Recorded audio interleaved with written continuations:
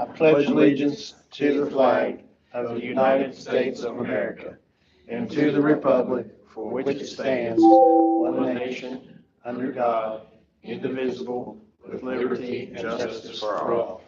All right.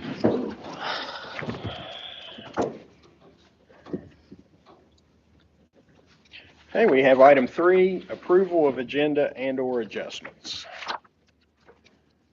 Mr. President, there's Sir. one little typo in there where Cassenberry, the date was wrong. The board Okay. meeting that we had was 2/14. Remember how we had a Valentine's board meeting? It should be corrected to 2/13.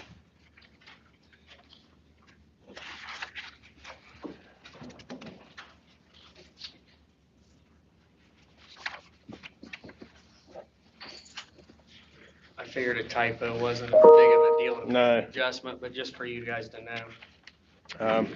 I'll make a motion that we adjust the date on Cassidy Berry from 2/13 to 2/14. Second. Okay, motion by myself to adjust the date to 2/14/23 on Cassidy Berry, seconded by Mr. Brogan. And he adjusts the date for Cassidy Berry to 2/14. Need to make a motion that we pull RT Rogers out of the bills to be paid separately. Second. Motion on the floor by Mr. Brogan that we pull RT Rogers out and handle that bill separately. Any discussion? All in favor, please say aye. Aye. Opposed? Abstaining? Let the minutes reflect by a 5-0 vote that we will pull RT Rogers out and handle that separately. Any other adjustments? Make a motion, we approve the agenda as read with the aforementioned adjustments. I'll second. Have a motion by Mr. Brogan, seconded by Mrs. Farley, that we approve the agenda as read with the above-mentioned adjustments. Any discussion? All in favor, please say aye. Aye. Opposed? Abstaining? Let the minutes reflect by a 5-0 vote. The agenda with the mentioned adjustments has been approved. All right, now we're at item 4, presentations. We have the Summers County Comprehensive High School LSIC meeting. We have Ms. Christy Schaefer. She's going to run the meeting tonight. She's brought a couple of guests with her, so we're going to highlight this whole school and CTE. And then Ms. Holt's going to talk a little bit about MAP with a grant and go over that with the MOU and talk a little bit about that with you guys as well tonight. So I'll turn it over to Ms. Schaefer. If it's okay with you, we're going to start with Mrs. Okay.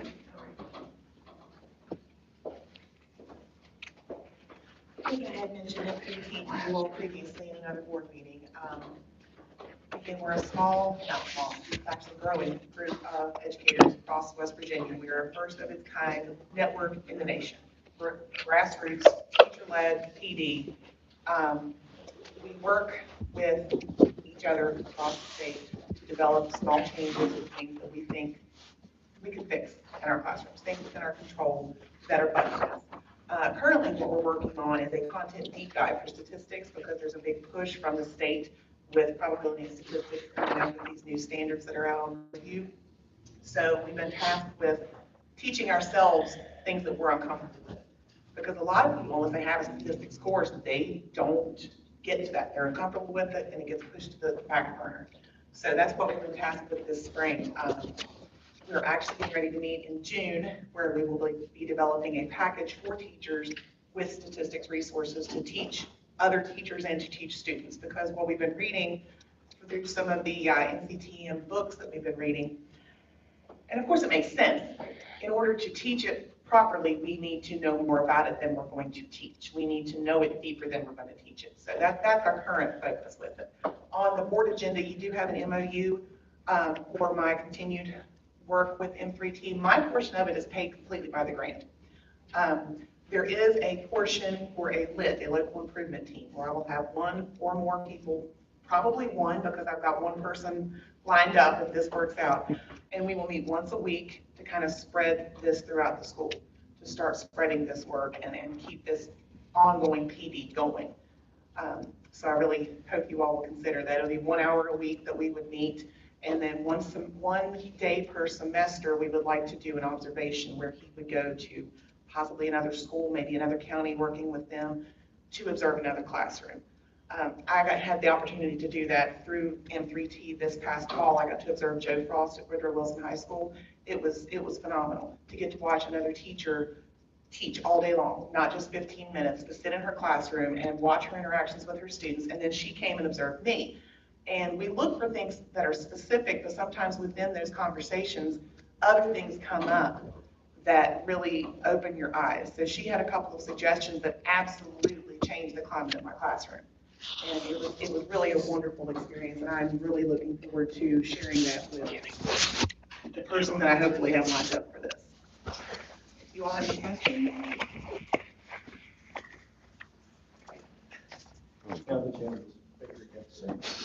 There you go, start over. I will never remember all of that. Once I get started, it just kind of flows. So the M3T, how big is this? Right now, we are 43 or 44, I can't remember, because I've seen different numbers. 43 or 44 teachers strong throughout 29 districts. You say districts, you're talking Counties. counties. Yeah, counties, because this is, like I said, a one of a kind network starting here. There's nothing else like it in the nation. It's actually pretty powerful. We constantly stay in communication, which is really cool because we've been talking about GSA results and we've been talking about SATs and how the kids did. Do you have any suggestions for XYZ? And it's really awesome. They're a really good group of teachers to get to work with. What's exciting about it too is you have math and language arts that's focused on in every state, obviously, for the federal government. So when you have our math teacher here leading that, and now she's part of the faculty senate as the president, it's good to get someone with some leadership to go and see something great and also have that conversation and come bring it back. And then Christy's going to talk a little bit about that with PLCs, and that will make it better to have those tailored conversations versus I'm going to gripe about the day with these kids. We already know kids can be difficult, but so can adults. And we have to own up to it, and I like what she said. What can we do to make it better first as we move forward?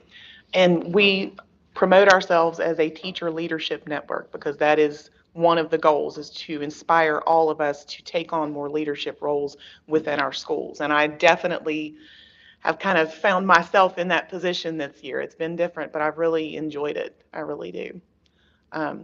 Joanna Burt Kinderman, one of the leads on the project in Pocahontas County, she always, and I'm paraphrasing her, but she always says all of us is better than any of us all the time. And I really believe that. I really think that working together is going to make a difference for these kids. So, all right, thank you. Mountaineer Mathematics Master Teachers. Okay. I think you had told me once before. Well, and I usually get the master and the mathematics switched, so if that's yeah. All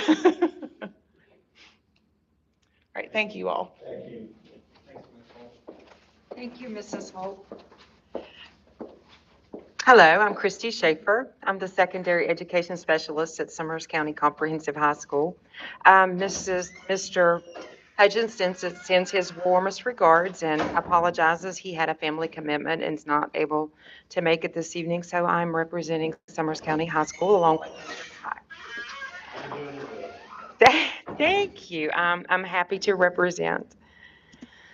So the school vision for Summers County High School. Summers County High School is classified as an A school. And what Mr. Hudgens envisions for Summers County High School is a quadruple A school because he wants to focus on the areas of academics, arts, athletic, and attitudes. The liberal arts and CTE for the academic programs. We promote the creative arts for students to be in our CT and fine arts programs. In athletics, we recognize the values and sportsmanship learned through a strong sports tradition. Attitude, to prepare for job prep. And the mission is to attend, behave, and perform. Our goal is to prepare our students with the tools needed to become college and career ready with our career and technical and our college preparation programs. The discipline data for 2022 and 2023. For the year 2021-2022, the overall discipline referrals was 2,142. In grades 6 through 8, a total of 1,560. In grades 9 through 12, a total of 580. For this school year, we've had, as of May the 9th, a total of 1,315. There was 321 during the first 9 weeks, 344 for the second 9 weeks, 468 for the third 9 weeks, and for the fourth 9 weeks so far has been 182.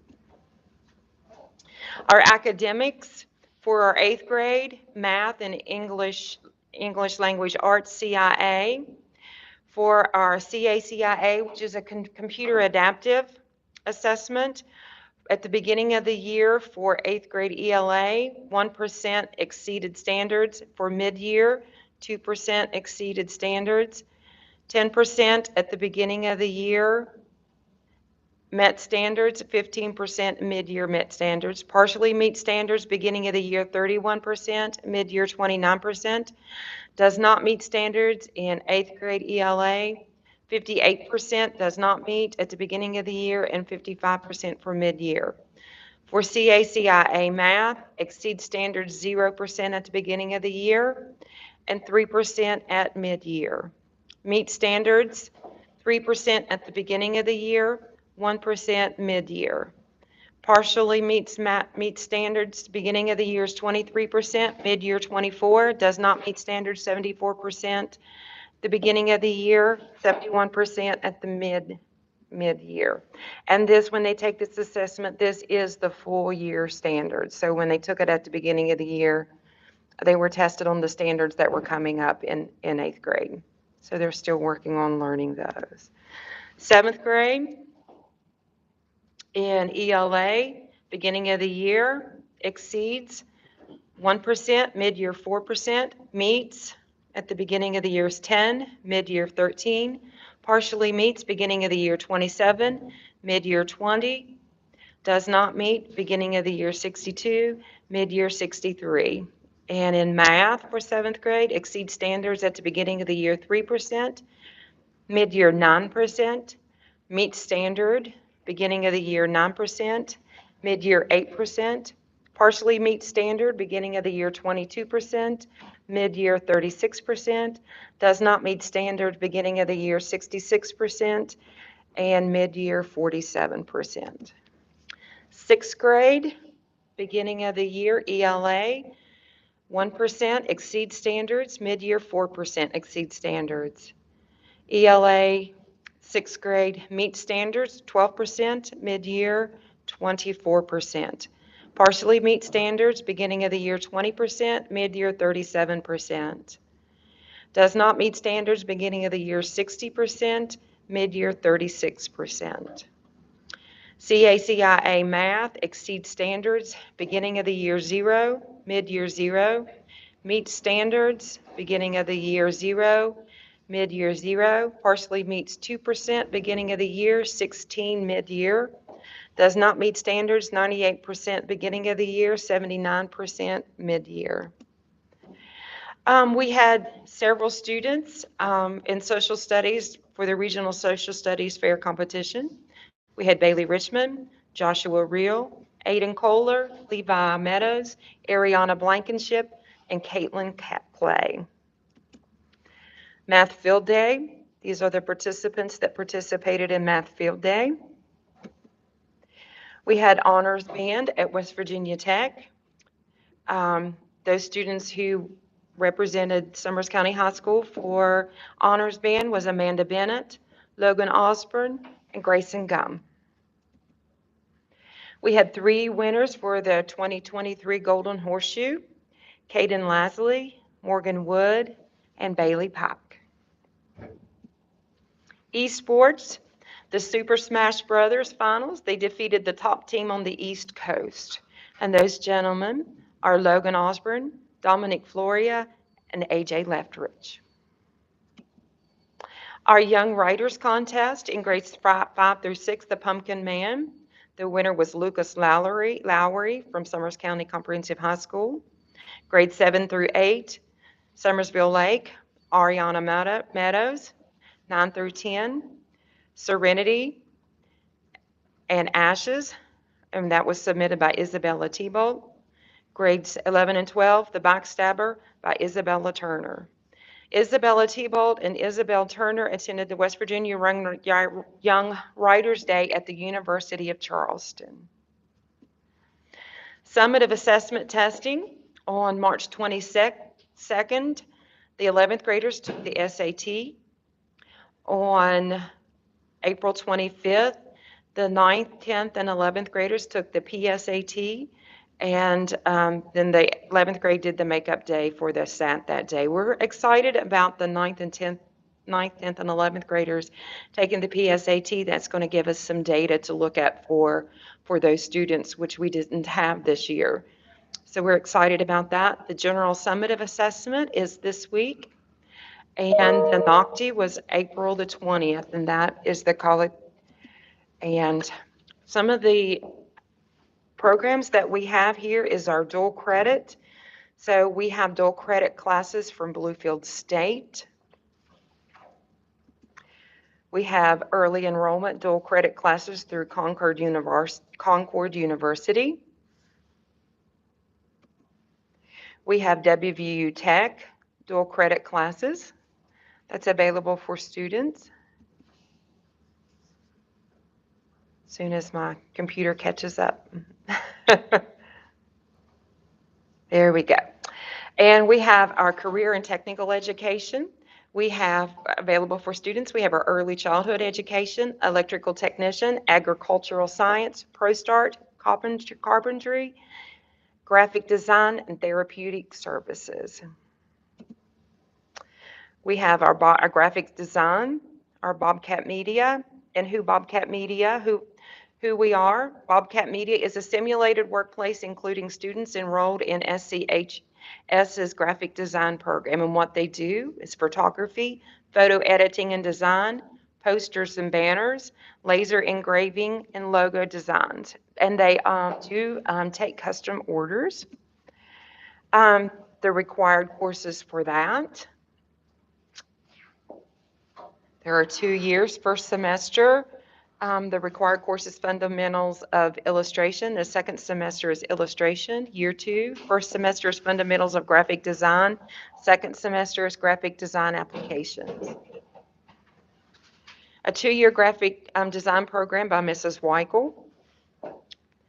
And some of the program: illustration, clothing design, advertising, photography, sign, iMac, Glowforge, 3D printing. Certification areas include graphic design using Photoshop, visual design using Illustrator, communication for business, NOCTI, and the governor's workplace. This is some examples of the graphic designs that they have created.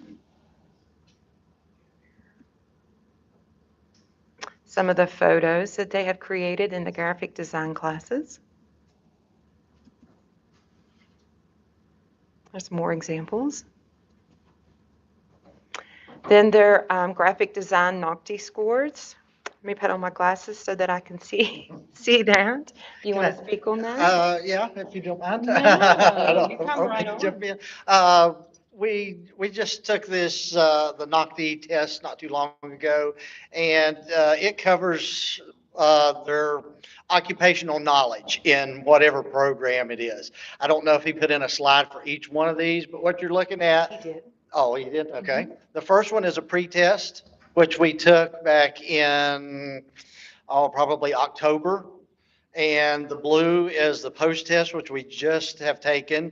And that next line there is the workforce entry level, which is what NOCTI, the test company, says that you should be able to score once you go through the class. This one doesn't have a state average and a national average because this is a brand new test. Graphic design, they redid the test for this year, so they didn't have a state average and a national average. But if he put those other slides in for the other programs, then you'll be able to see that.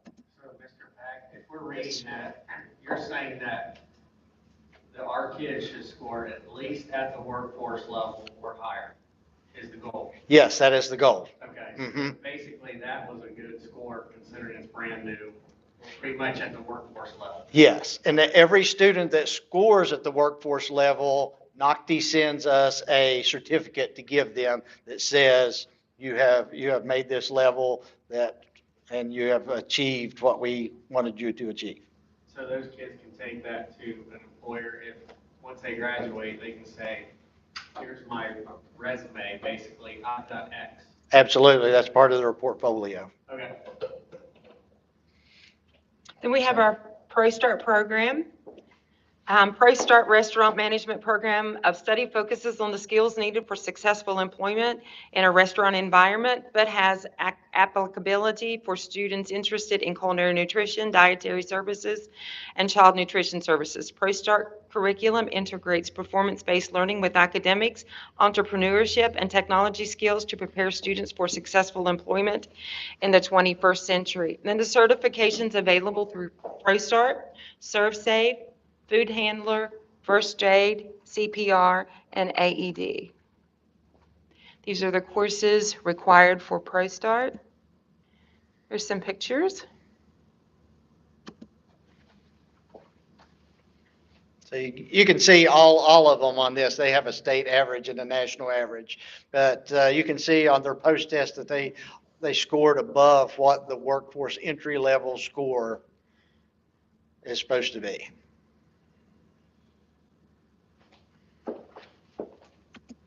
The next program is carpentry by Mr. Avis. The required courses, a 2-year program. Certifications available. So this is also their scores. They were right at that workforce entry-level score, and they actually scored above the state average. So they did really well. Mr. Avis said that this was one of the highest scores that they have had in years. So Therapeutic services, nursing. this is a picture that we took. I went with these young ladies to WVU Children's Hospital, the new Children's Hospital, and it's amazing. They let us come. And they took us floor by floor because each floor they do something different. Like one floor is heart, one floor is oncology, one floor is just different things. So they took us floor by floor, and these ladies got to see some of the newest technology in the industry. Like I said, they just opened this up in September, I think. So it was really good. I think the girls had a good time, and they got to see a lot of new things. These are their scores. Yeah, so you can see their scores. These young ladies they were really, really good. You can see their pre-test. When I saw their pre-test, I'm like, oh my goodness. And then they even got better on their post-test. So, I mean, you can see the state average, the national average, they are way, way above that. They set the bar high for future class. Yes. Yes, they did. Then agricultural science, required courses. And a little plug, their greenhouse is open this week for people to come in. That was at the opening of the greenhouse. I came down myself on Saturday to see what they were doing and actually do a little shopping, and it's unbelievable. I came back on Monday and I'm like, what happened to everything? Half or more is gone, and she told me that they have covered the cost of everything that they have used in the greenhouse. So everything they've made from Monday on, I think it's open through next Saturday, will be profit for them to go back into their class.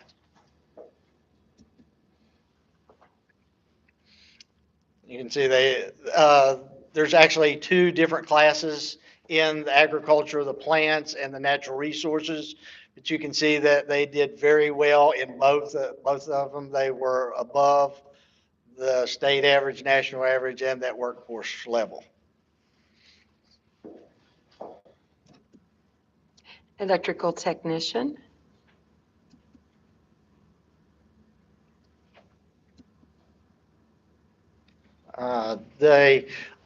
The electrician journeyman license, the students went over last week. Yeah, it was last week that we went over to ACT. The people from Raleigh County were really good to work with us because they have a special test session just for their electrical students. If we hadn't have went there, these guys would have had to have waited, and ladies, sorry. There's they would have had to waited until probably late June, and they would have had to travel to Charleston. So it was very nice of them to let us come over and test with them. We're really waiting to see how they did. It'll probably be a week or two, but everybody is really excited to see how they scored. And as long as they made up the passing score, and they're 18, they will get their journeyman electrician's license. And even if they're not 18, when they turn 18, if it's after they graduate, they'll be eligible to file and get that license then. Mr. Pack, this is just year 3 for us. Yes. Would you consider this more like baseline data for the future because this is just year 3 and the kids have been in it? Absolutely. Yeah. I'm leaning on you with your CTE background. Mhm. Would you consider that, or am I thinking wrong on that? I mean, I'm okay if you say I am. No. There was only 2 that completed the course last year. Okay. There was 4 this year. So, and I think he told me he has 14 in his class for next year. Now, I don't know whether all of them will complete or not, but yeah. Growing finally. Yes, yeah, it's growing, and they can see the things that they can get. So I know all of the ones that are graduating this year, they kind of have different plans. A couple are going into the military. One wants to go on to college for HVAC, and so they have a lot of different things that they can do. But this is a good start. I mean, if they wanted to go out and work as an electrician, they could work under a master electrician as long as they have the journeyman license. Yeah. This is a picture that we took. We went to the Contractors Expo in Charleston. So this is our electrical class and the carpentry class. And that is, the expo down there is all of the newest, latest, greatest things in carpentry, electrical, blueprinting, different types of equipment.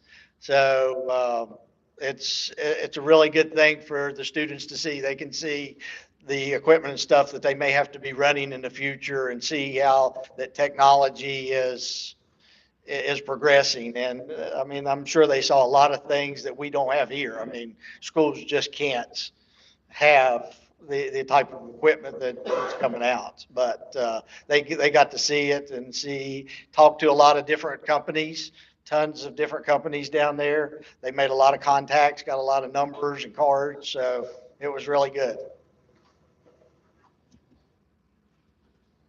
These are their NOCTI scores, so you can see their post test, they were way above state average and national average.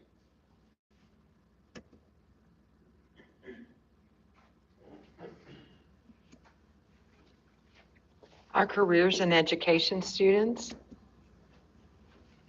So you can see their NOCTI scores were way above also.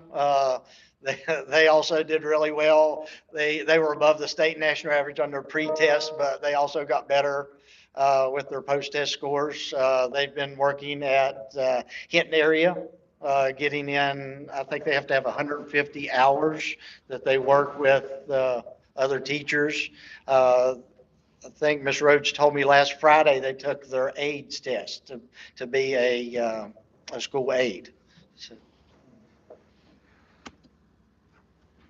And this is a quote that Mr. Hudgens included. If kids come to us from strong, healthy, functioning families, it makes our job easier. If they do not come to us from strong, healthy, functioning families, it makes our job more important. Then he shared the high school balance report card.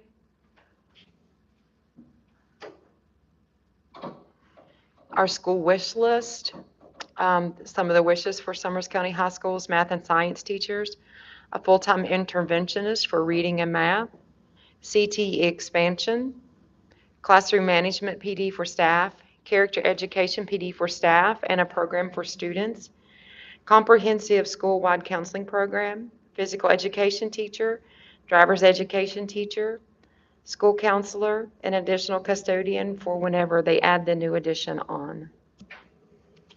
This is a picture of the graduating seniors for 2023. You guys happen to have the number that'll officially graduate this May? I don't have the number, do The you? last number I heard was 88, but I 88 or 86, I couldn't remember what it was. yes, they said that could go up or down, but that was the number right as of the moment. I know it gets crunch time for a couple of them, you know. All right, that concludes our presentation for this evening. Thank you.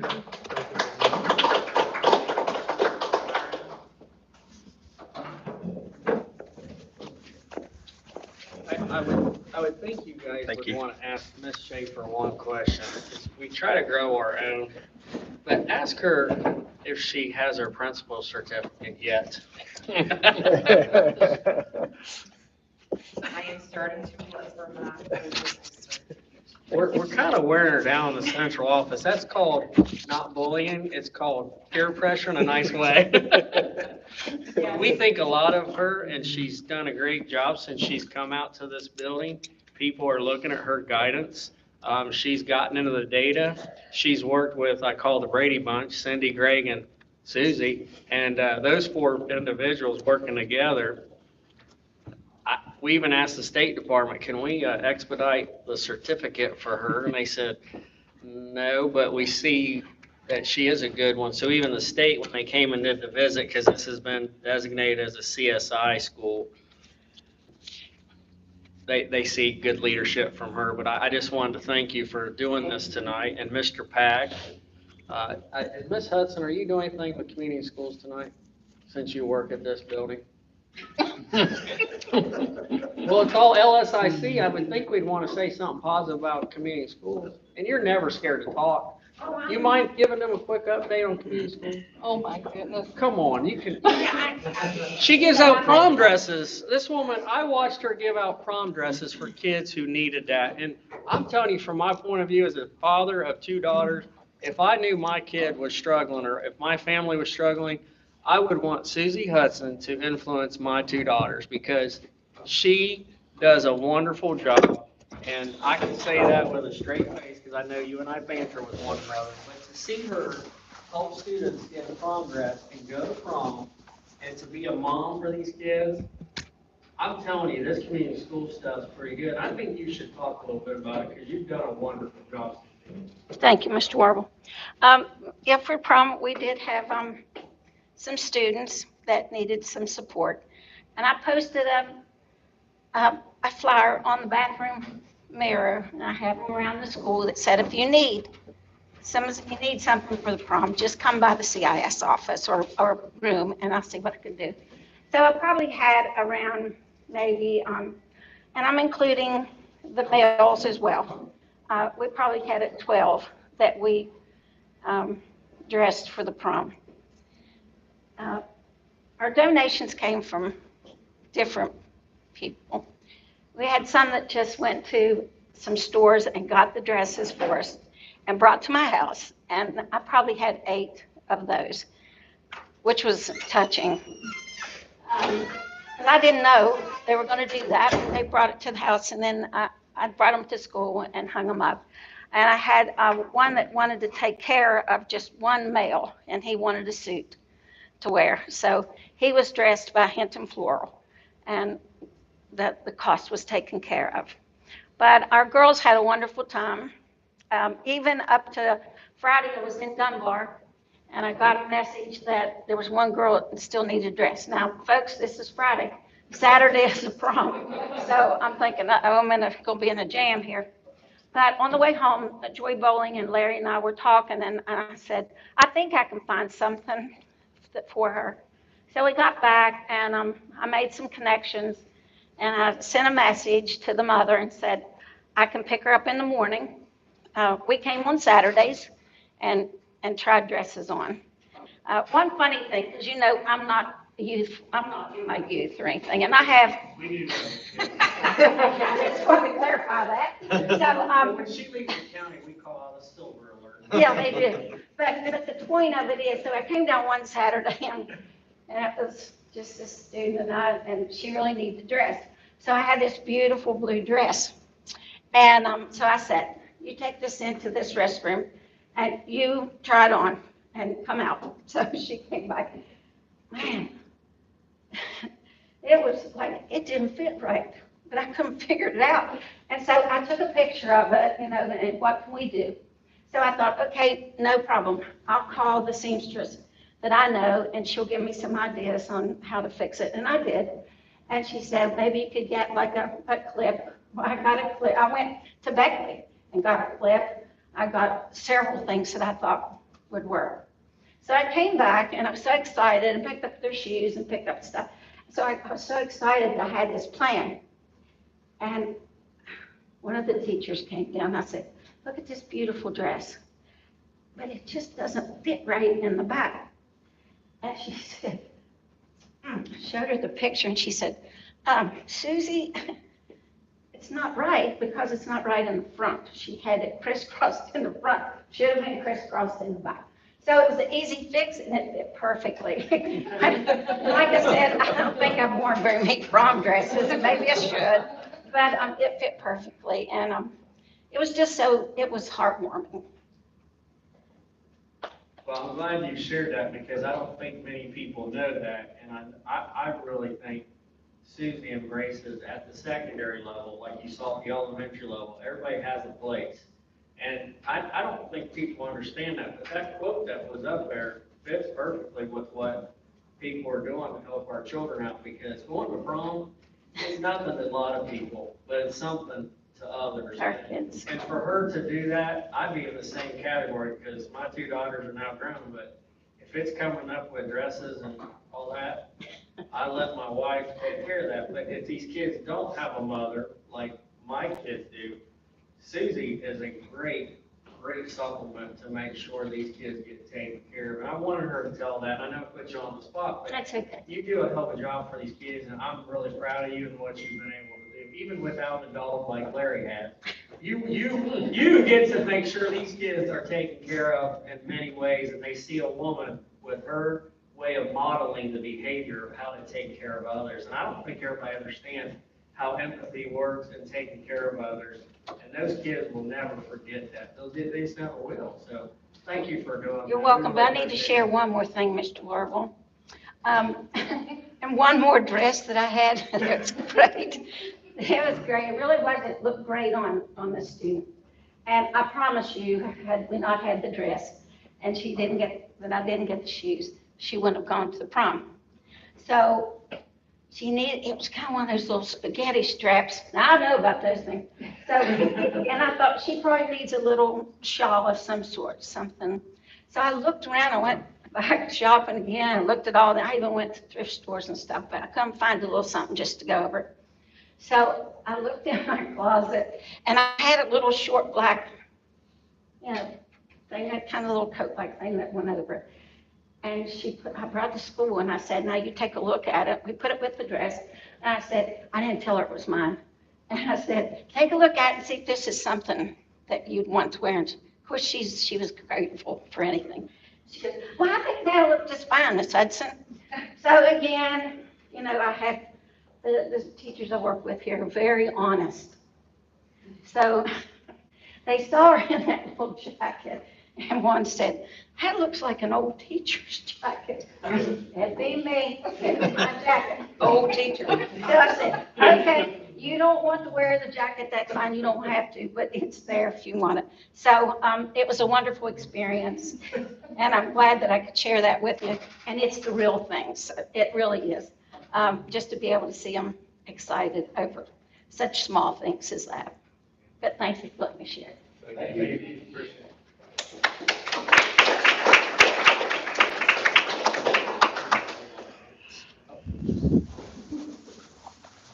Pretty cool stuff, isn't it? That was real cool. Thank you all for your presentation, your time. Thank you for what you're doing for our kids here, our students. I call them kids because my kids are here as well, but they're students, and I have to remind myself often of that. And they're very fortunate to have people like you all here in their lives. Even my kids, as Mr. Warville said, some kids come from families as ours have that have both parents, some don't. But even my children, Miss Hudson watches out for them. I know you all take an interest in all of the children here, and it's much appreciated. So thank you all. Is that all for LSIC? Okay, so next we have Mr. Radford, update on the Summers County Comprehensive High School Edition. Are you pitch hitting for him tonight, or is he coming? He told me he was coming. Okay. We can how about move. How about we do this? We could do, I set it up out there, Chad and I got it together, that we could do a walkthrough out there in the hallway. It's dry. You want to just kind of show them real quick, do a walkthrough? Because we did that at the last LSIC with the Talk at Gym with the guy who's in charge of that. Since you're in charge, you want to just walk through that? And then I'll come at the tail end, because sometimes it's like kindergartners, we all start looking at stuff. Wow, this is cool, but I figured maybe you could give them an update on what's going on out there if you want to. We can go through the auditorium, go up those steps. Charlie removed the wood so we can go out those double doors. That way there's no mud. You want to do that, Joe? And I brought my boots. Okay, this is Joe Cuban. I think some of you might have met him at one point or remembered him, but, Probably the last board meeting. okay. Well, we'll just, Superintendent of the job. well, he kind of does about I saw him on a bulldozer, and he said, I just needed to blow off steam one evening, so he does a lot of things. But, Chad, we can probably pause the video, and then everybody walk out there. Joe, I'll let you and Chad lead. Okay. And then I'll follow behind. We'll have the board follow you, and anybody else, it's show and tell. Chad,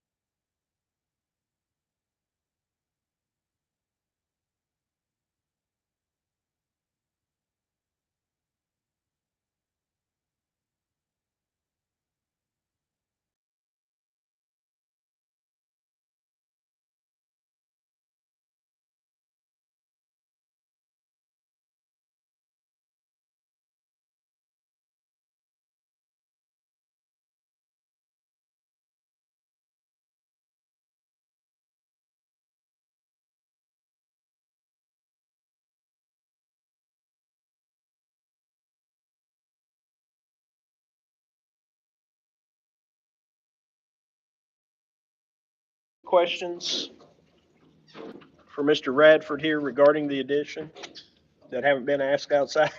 It was all concerned about the concrete, but I'm glad to see that that's seemingly behind us now, thank the Lord.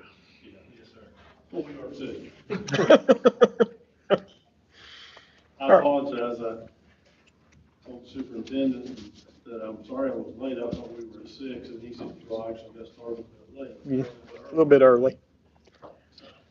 Did you have anything that you wanted to talk to them about with the construction, or you guys want to ask any questions? Because this is the time to do it. I wanted to make sure everybody had a chance since we were out here for the LSIC meeting. We were given a schedule earlier on in the project, and I don't have mine with me now. And I know we've had a lot of rain lately, and we're probably behind. Just wondering if you could give us an update where we're at on time-wise. So overall, the overall schedule is the same. So the end date is no further out than what was original. We did have, due to some delays from a inspection standpoint, and then particularly December, where we had a lot of rain, we did ask for some rain dates there. And I can't remember exact number, but it was about 20 days that we got extended. So we're still looking at that late March, early April timeframe completion of next year. Right now, there's certain processes that are behind because of weather. You know, we're trying to do any type of earthwork, footer work right now is behind. Structural steel, we're doing okay on. But like I say, here towards the end of the month, we'll start roofing, which will then open up plumbers, HVAC, fire protection, and electricians to start running overhead. You know, the interior build out is minimal because it's all masonry. So once we can get the space conditioned, we'll start painting and things of that nature. So we'll move along pretty well. Here in about another 30 days or so, you'll see a lot more different trades in the building. Which will be good because we're about done with school, so now you can be like a bunch of ants on that Yeah. while we get all our ants out of the way. And I know this may have been answered before, and I just don't recall, but have our CTE kids been able to go over and kind of observe any of the work, or? They're more than welcome. I know you guys said you have no problem with that. I've seen several groups walk that way. Okay. Well, And then, I guess this question might be for Chad, for Mr. Metter and Mr. Warville, but the cost associated with this addition, does that include the furnishings and everything that goes in it as well? Mm-hmm. Okay. So going back to the dreaded concrete, have we gotten the documentation from the SBA to sign off on our PSI's testings? Well, the SBA never signs off. They're only okay once the engineers make their recommendation. So today's 56 days out. Do you want to speak on the slab that we're talking about, that we walked on, that was the first slab we walked on that's in question, right? correct. Okay. Yeah. So at 56 days, and I don't remember the number off the top of my head, but the spec read 4,028 days. At 56 days, it was right around 3,900 PSI. So it continued to gain strength. The thing that we've seen with a lot of this, if you really studied those reports, is that it started off pretty well. It would get to about 60% of its strength in the first 7 to 14 days, and then it's what we call it goes to sleep. It just kind of sits there. And then from about, anywhere from 24 to 28 days out to 56, it wakes back up and it starts to go. So, from a professional standpoint, I don't have any issues with that slab, particularly being at 3,900 PSI. As we moved forward, after we had that issue with both the footer and the slab concrete, not getting up to strength in that 28 days, we were here, had that discussion, and Central Supply changed their mix design. They added a little more cement, took out some of the fly ash. When they made that change, in 7 days, we're anywhere from 3,800 to 4,100 PSI breaks. on a 4,000 PSI mix. So that thing will probably be around 55 to 5,800 in 28 days.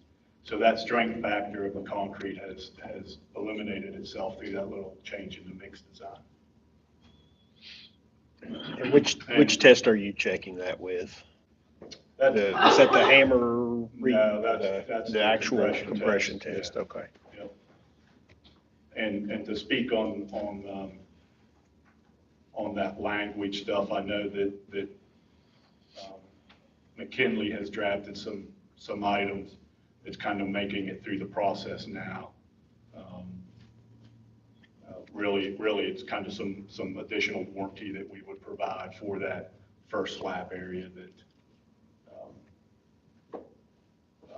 didn't meet spec. And I don't know all the particulars of it, I just know it's being worked on at the moment. Yeah, because what SBA says is they're like the bank. They have their criteria. But if the engineers and the architects all agree that with the general contractor, that'll get written up in a statement, X, Y, and Z. And then if it still doesn't meet the 4,000, it comes down to, do you rip out all the concrete, which I don't think that's an option maybe. Then the other option is an extended warranty, correct? Correct. But if the number's getting closer to 4,000, I feel much better 28 days later. But we'll have to see what the engineers write down in a statement. Thank you. And just from Radford and Radford's side, just to take a moment, and I mentioned it to a few folks out there that both Chad and Dave have been great for us to work with, as well as the board as a whole. Things have gone well. I think we've coordinated well together between busing and parents and our work, trying to schedule around days, when school's not in session and all. So we appreciate that. Thank you. Was that built in the contract for you to say that about them? No, I'm just joking. I'm just trying to get it. You want a cookie now? Thank you. Thank you. Thank you. All right, thank you very much. Any other questions or comments? Okay, next on presentations, we have Dina Pavant, but Dina's not here. Do we have anyone else that's going to present? I can't speak as intelligently as she can because she's in charge of all that, but what I do know is all of our stuff has been updated. She has all that on file. We do have an MOU in there to work with Reno Medical to meet state code to say someone is over that. Basically what that means is we can use them to provide any kind of training and also lean on them for any advice if we have any questions about AED material. Far as our own responsibility, our school nurse, I just make sure the batteries are checked because you can do that. Dina's already done that. She knows what she's doing. When we do know that Dina has decided to resign and move on to other things, and whoever the new nurse is in that position will have to take care of that for her. Someone from the school system has to run interference for that. So it's just a natural fit to have a nurse do that because they're very familiar with that equipment. But I'll make sure we get a printout of everything so you know. But I do know we bought a lot of AED equipment and we've updated everything, so we are good to go there. I feel real comfortable about it now. And I know we talked about having one of those on the buses during sporting events. We can do that. We can have one that's what you call a carry-on. Travel. Yeah. Travel. Grab and go, whatever you want to call it. Do what? Sporting events, yeah. We actually carry one. You do take one? With us to basketball games this year. Okay. We got sign-in sheets, so that's in place. Okay, very And if good. there's like multiple events at the same time, is that covered? Boys had one, well, the high school boys, we had one. I don't know about middle school, we would have to coordinate those efforts, but there are multiple ones to take off campus. Thank you. What I think is nice is all schools are equipped with it, so even at away games, the schools there, like we do, we have ours, they will have theirs. Right. We have plenty of AEDs throughout public school systems in this nation, so we're pretty good on that. Okay, thank you. Item 5, public comment. Nobody signed up tonight. Thank you. Item 6, approval of minutes. The superintendent recommends the approval of the April 25th, 2023 regular meeting. Next motion that we approve the April 25th, 2023 meeting minutes. Second. Have a motion by Mrs. Harvey, seconded by Mr. McBride, that we approve the superintendent's recommendation for the minutes of April 25th, 2023. Any discussion? All in favor, say aye. Opposed? Abstaining? Aye. The minutes reflect by a 4-0 vote with myself abstaining. Superintendent's recommended approval of the minutes for April 25th, 2023 has been approved.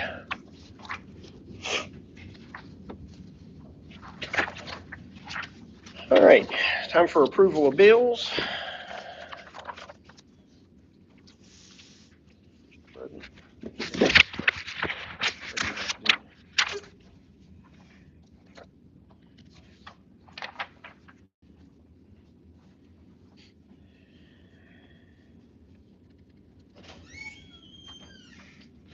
All right, we have before us the bill for R.T. Rogers.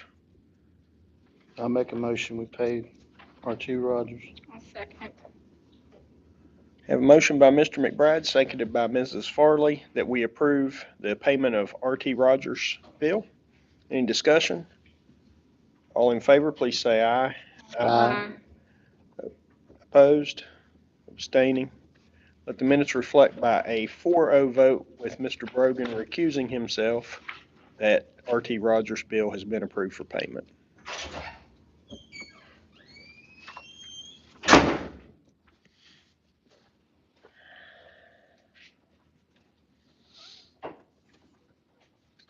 All right, we have before us now the remaining bills for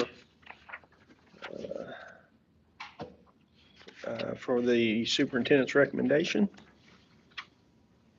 I have a question. Sure. Missing my color coding. So Bobby Sean Treadway for the amount of $1,150. Do we know what that was for? Go ahead. Speak on that. Mr. Treadway came to the board office and unstopped the sewage line there.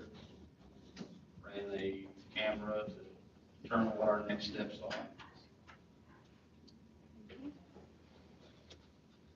And Phillips Supply for $4,078.98. That's janitorial supplies for all part of the school system. Thank you.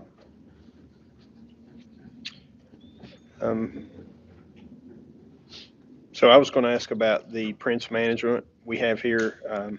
So how are we as far as payments toward Prince going? Is this just like a set amount that we have on a schedule? It's kind of like we do with Radford. The pay apps that we have, it gets all signed off and run through the proper chain of command, and then this is what he needs to pay his bills Okay. for his work.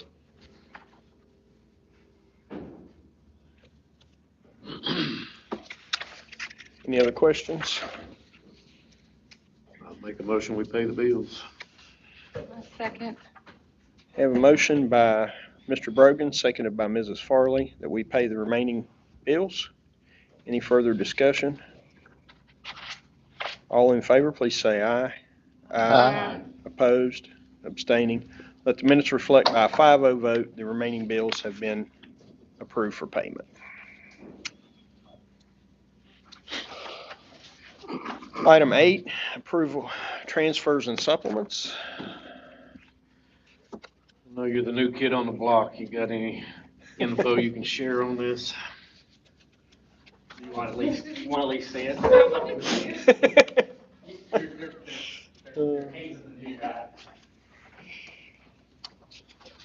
Basically, this is the same information that Ms. Crook gave you guys. And do you have a specific question, Mr. Rogan? No, I just. Okay. You just want to see what she knows?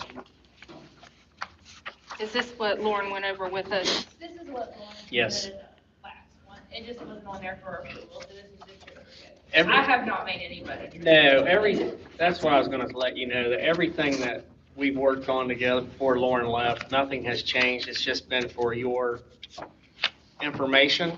Now it becomes for you to make an approval of it, if you so approve all the recommendations where she got out of here.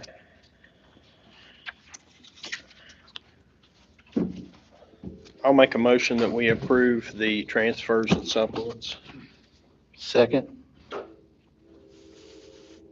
Motion by myself, seconded by Mr. McBride, that we approve transfers and supplements. Are there any questions? Comments? All in favor, please say aye. Aye. Opposed? Abstaining? Let the minutes reflect by a 5-0 vote that transfers and supplements have been approved. All right, old business, 9A, approval of purchases over $20,000.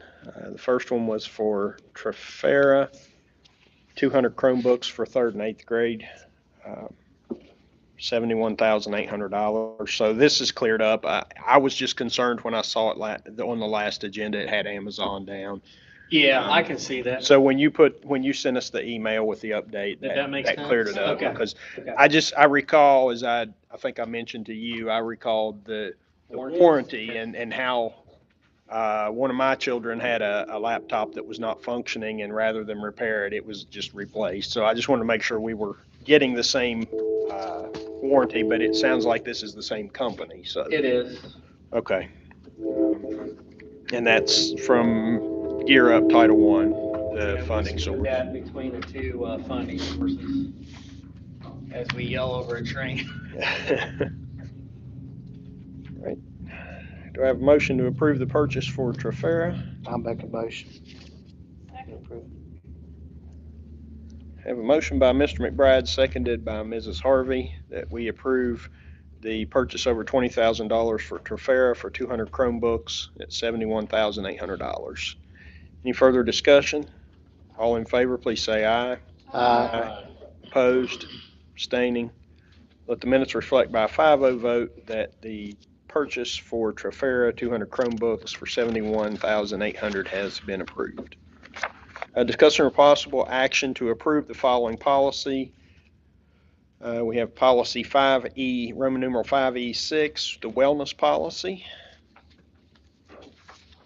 At the last board meeting, and they're in your packets too, the two emails, one from Dr. Green and the other one's from Dr. Knott.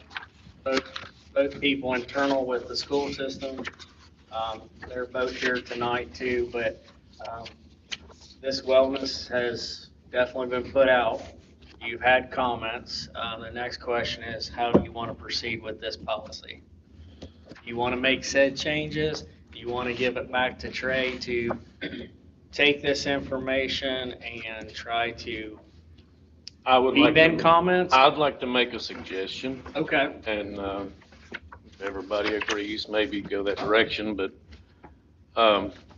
as the policy reads now, if anyone violates the policy, giving the kids food that they shouldn't, as it stands right now, the school would be fined. And I realize Dr. Knott, she's probably not gonna, she's probably gonna let that part slide as best she possibly could. But that, especially in the days moving forward, money's gonna get so tight, and I hate to see any money taken from the school itself. Right. She also has the option to discipline how she sees fit on the actual person that violated them. And so I would like to see the part where we find the schools removed. Is that, my question on that was if that was required by state or federal? Federal, that's what I wondered. Federal policy, or the state policy, which because the federal policy just says, it's just very vague language for compliance, doesn't say. Fine. You could always just say, we'd like to change that to a may versus a shall, but I don't think it's a shall in there. And I agree with your thought process, because the last thing I want to do is that. I would say if you're a type of let's say it's me, I'm a repeat offender. I think that person at some point needs to do progressive discipline, like verbal reprimand and then possibly written up. finding people is going to actually be counterintuitive because it might hurt the kids with programming with something at that school. And I would hate to punish kids for an adult problem, if that makes sense. That's, Yeah. Yeah, I agree so with that. the policy states schools that do not comply with the procedures or standards set forth in this policy or WVDE policy 4321.1 will be financially responsible. Mhm. But the financial So- responsibility might be, we can say how we Yeah, want to do that. Right, and I'm just, yeah, I'm I just agree with you. indicating with what it says, and so. Yeah. And even if we have no, and Dr. Knott, you can correct me if I'm wrong, but even if we have no financial responsibility, if a federal policy or a state policy indicates a financial responsibility, we would have to abide by that policy. The state policy was basically when someone from the state comes in and does a review and you're not following the policy. So it still could be rude. if you present this change to Trey, I'm sure he'll provide guidance whether or not that could or couldn't be taken out. Yeah. I think what, and this isn't for you guys specifically, this is for everybody in the room and in our society. We have to be careful when we start slapping more rules. I kind of like nebulous because I'd rather us deal with the grassroots versus someone tell us what to do. And I think that you are going to have situations. I'm technically on camera at a board meeting violating said policy. I'm not saying you all are, but it's been noted that I've been eating a cookie. My point is, okay, you got me.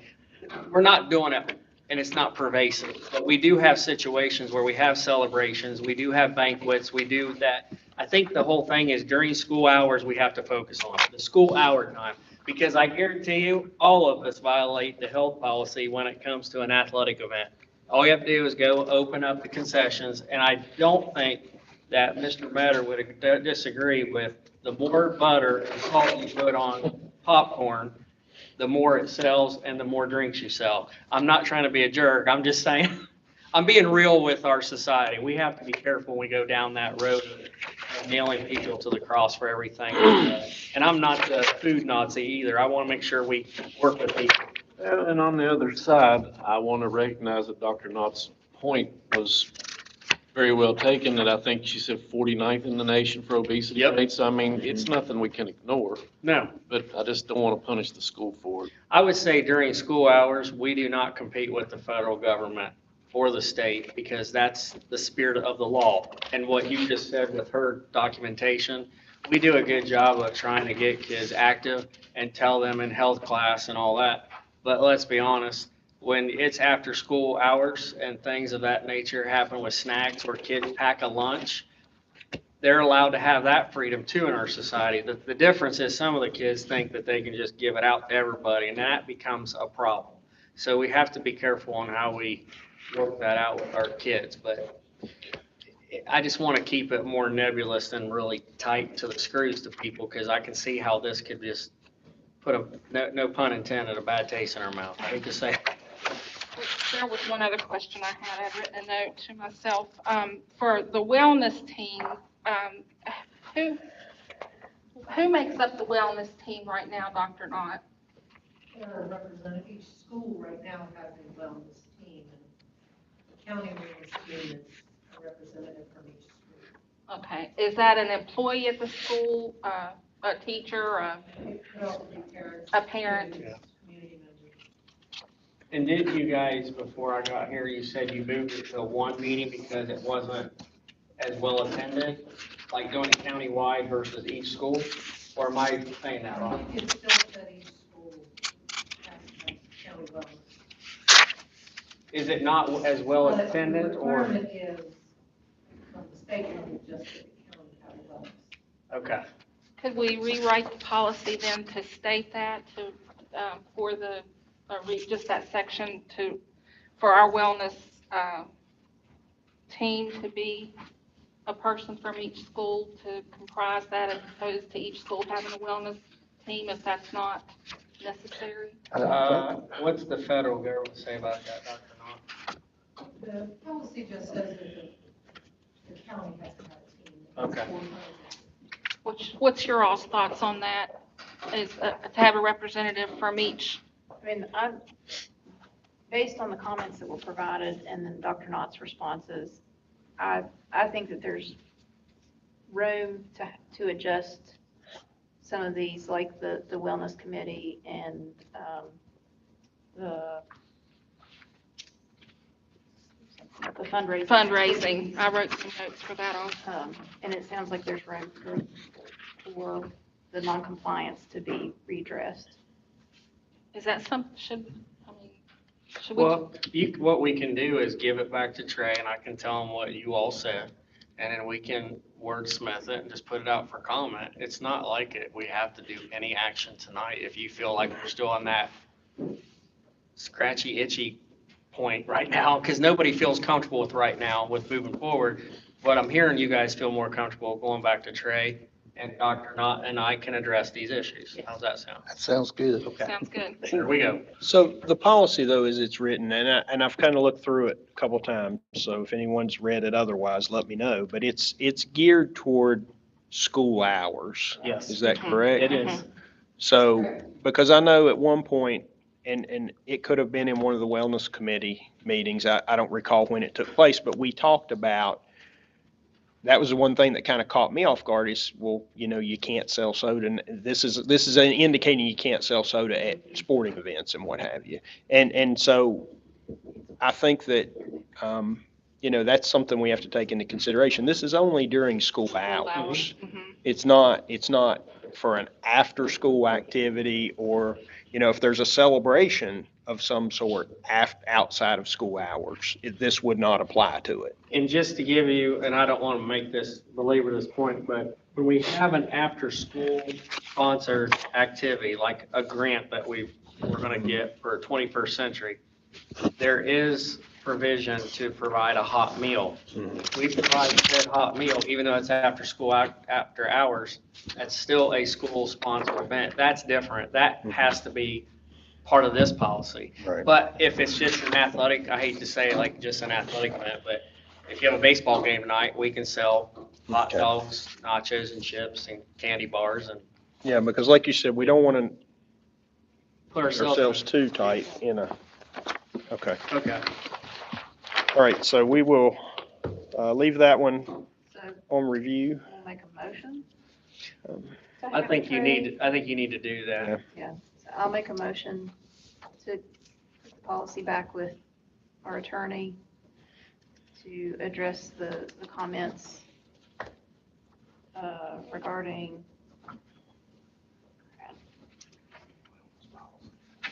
the wellness policy, regarding school and county wellness teams, fundraising activities, and noncompliance action. I'll second.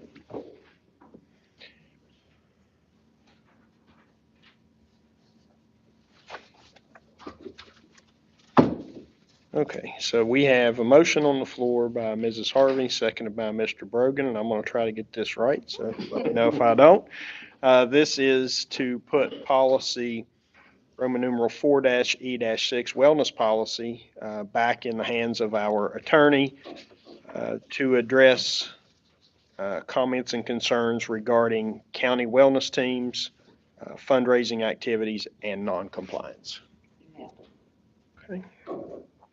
Any further discussion? And it's 5-E. You said 4. Did I say 4? I meant to say 5. Oh, thank you. 4-E. Yeah, B. I said 5 earlier. So it's, let me correct that. So it's Roman numeral 5-E-6 wellness policy. Any further discussion? All in favor, please say aye. Aye. Opposed? Abstaining?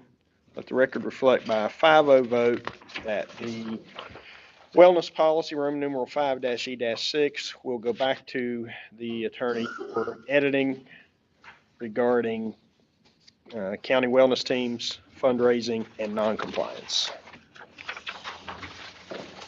New business, approved purchases over $20,000. We have Trailer Brothers Door Lock LLC for amount of $20,193.75. Funding source is Title IV from 2022 and 2023. Before you guys go any further, I need Mr. Maddox to do a quick show and tell of what this lock looks like. This is a start of getting doors locked and secure in case there is a lockdown of any sort, whether it's an active shooter to something that's not going right, we need to lock down. All school teachers in the future, we're starting here at the high school because this is the biggest campus and secondary tends to get more issues. So basically, this is a provider that's a sole source provider, and I'm going to have Chad basically give a quick demonstration on this, but can we hold that? Just going to use this door right here. Basically, well, I was with the fire marshal a couple of years ago, and we were talking about safety measures inside the classroom in the event of an active shooter. And he had mentioned that some schools were utilizing this device. I know Raleigh County schools, Wyoming County schools, I've actually seen them in the gymnasium. So I've seen them at these facilities. So basically you have, if you're inside the classroom, this piece here is put into the floor. This piece here gets mounted on the door and it stays there. Okay, so this piece here, simple container, gets put on the wall near the door. See the sticky back. So in the event of a lockdown, this is taken out of. That was one of my questions. What do you do with that thing so you don't? It's taken lose it? out. Yeah. And then it basically goes like so, and it prohibits anybody from being able to come in. Now, there are a couple of devices that come along with this purchase that we would give to the fire department or the police in the event they do need in. But this is what a lot of schools are doing right now. So I've worked with Renee, Ms. Jones, in regards to funding.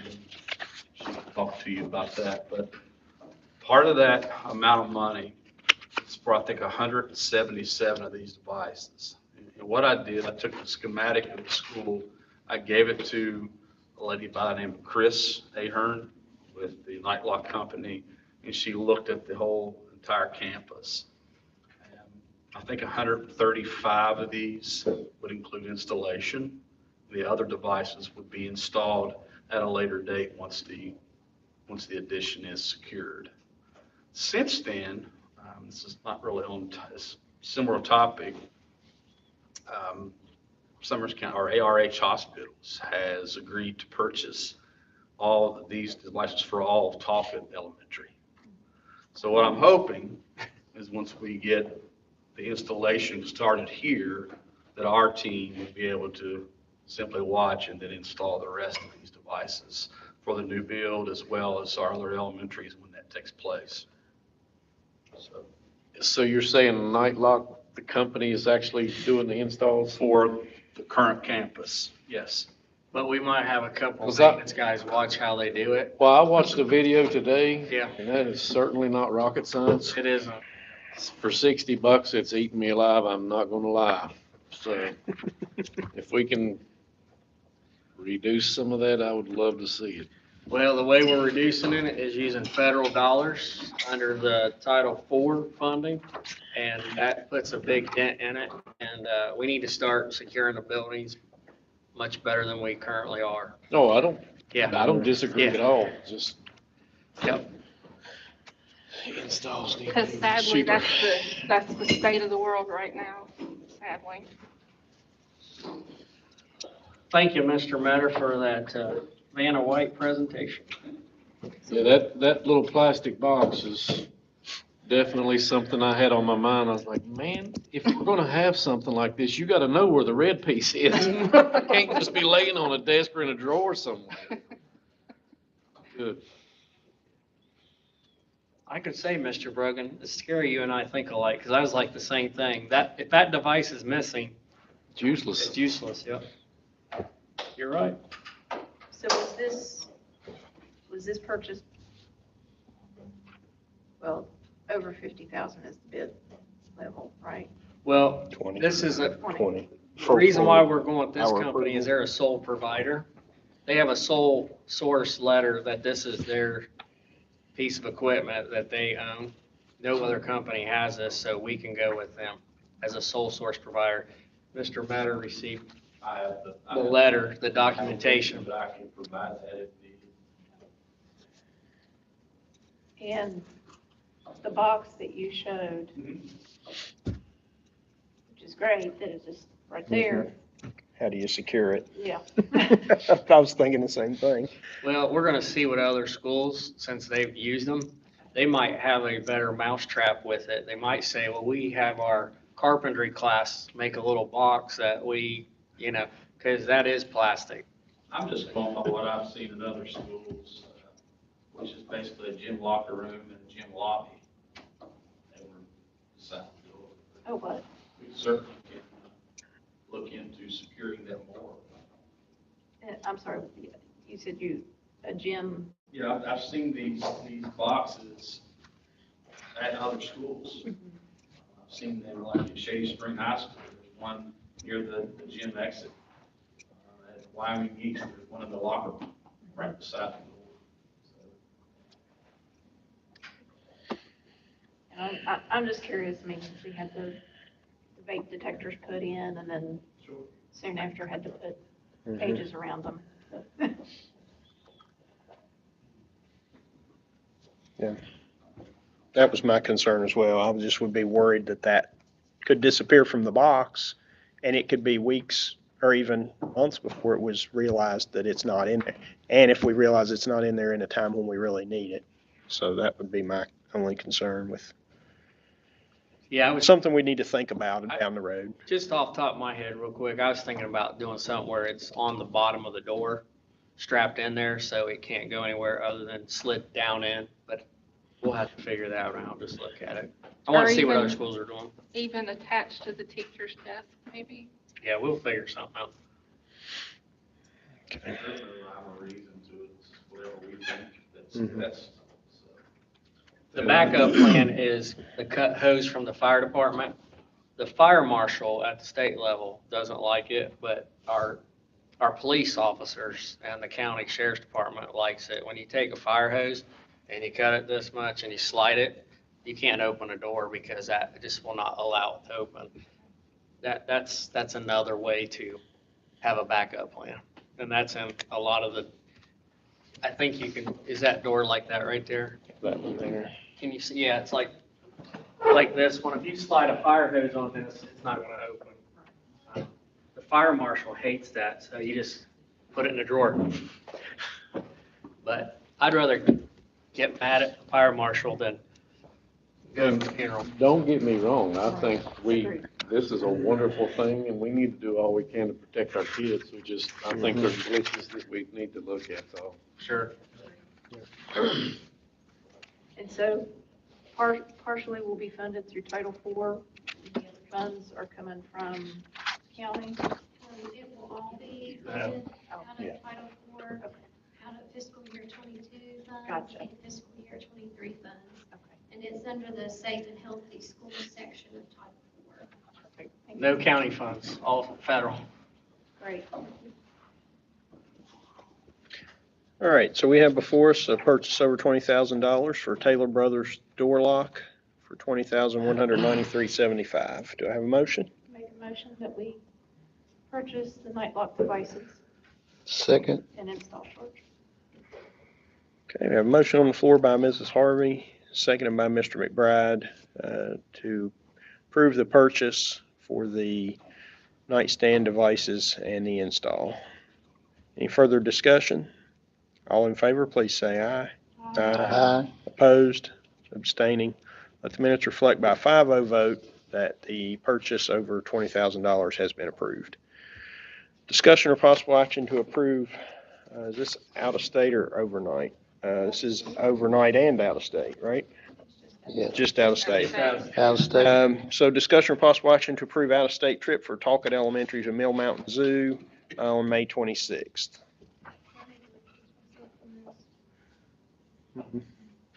No.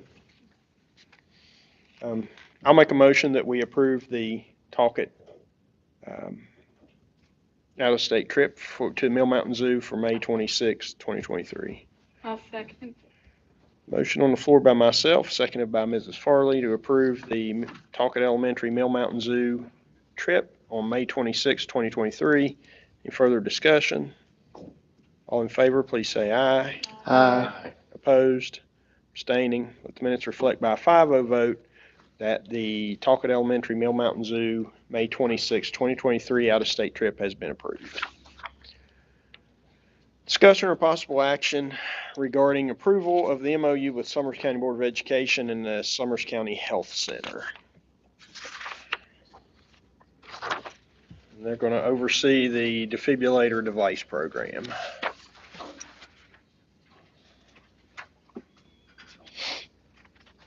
You have in your folder, this is an MOU regarding the AED devices and the agreement between Summers County Board of Education and Summers County Health Center.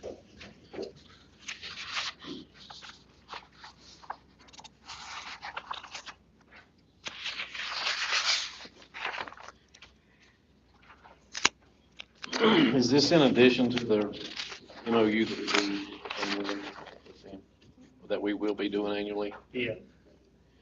So there will be something else? Yeah, we'll have to bring forth to you to have Reno Medical go another year. It's a yearly MOU. Is there a cost associated with this? Yeah. So this replaces the MOU with Dr. Richmond, is that correct? We've never had one, I don't think, with Dr. Richmond. When Dina It's, presented, I read about it.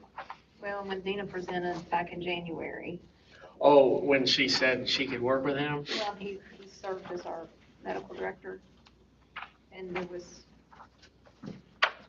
You're on the right track, I read it. Yeah, that I was remember a seeing his proposal name. that she had, but working with Dr. Richmond and his capacity versus Reno Medical, that's sitting on our campus that works with us daily, it's just an easier fit for them to make sure everything's done appropriately with the State Department. Has nothing to do with him, it's just they're here. Plus, they can provide training too for all our people if we need extra training.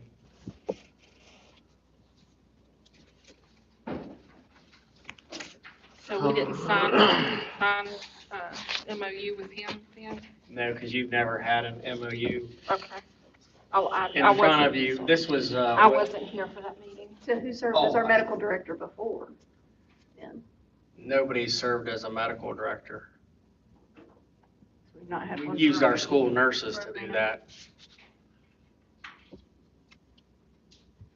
No.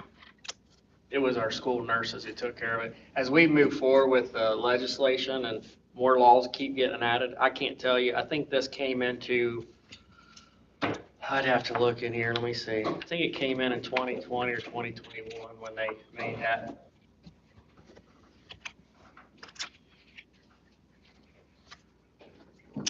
I read it. Was it in an email? It was in our digital files. Okay, that's where I read it at. I knew I read it somewhere. It says beginning July 1 of '21, AED, as well as a post-emergency action plan is required on school or event grounds during the duration of athletic events and practices. So this is the whole policy that started legislation in '21. So what they're suggesting is to make sure you have someone like a Reno Medical or Dr. Is it Richardson? Richmond. Or like, we basically lifted this from Raleigh County Schools when Dina was researching it. So she asked around and I thought, well, Raleigh County's policy looks good, and share it with Trey, and he basically agreed. That's pretty much what a lot of schools are going to, is that type of policy. Or MOU, I should say, not policy.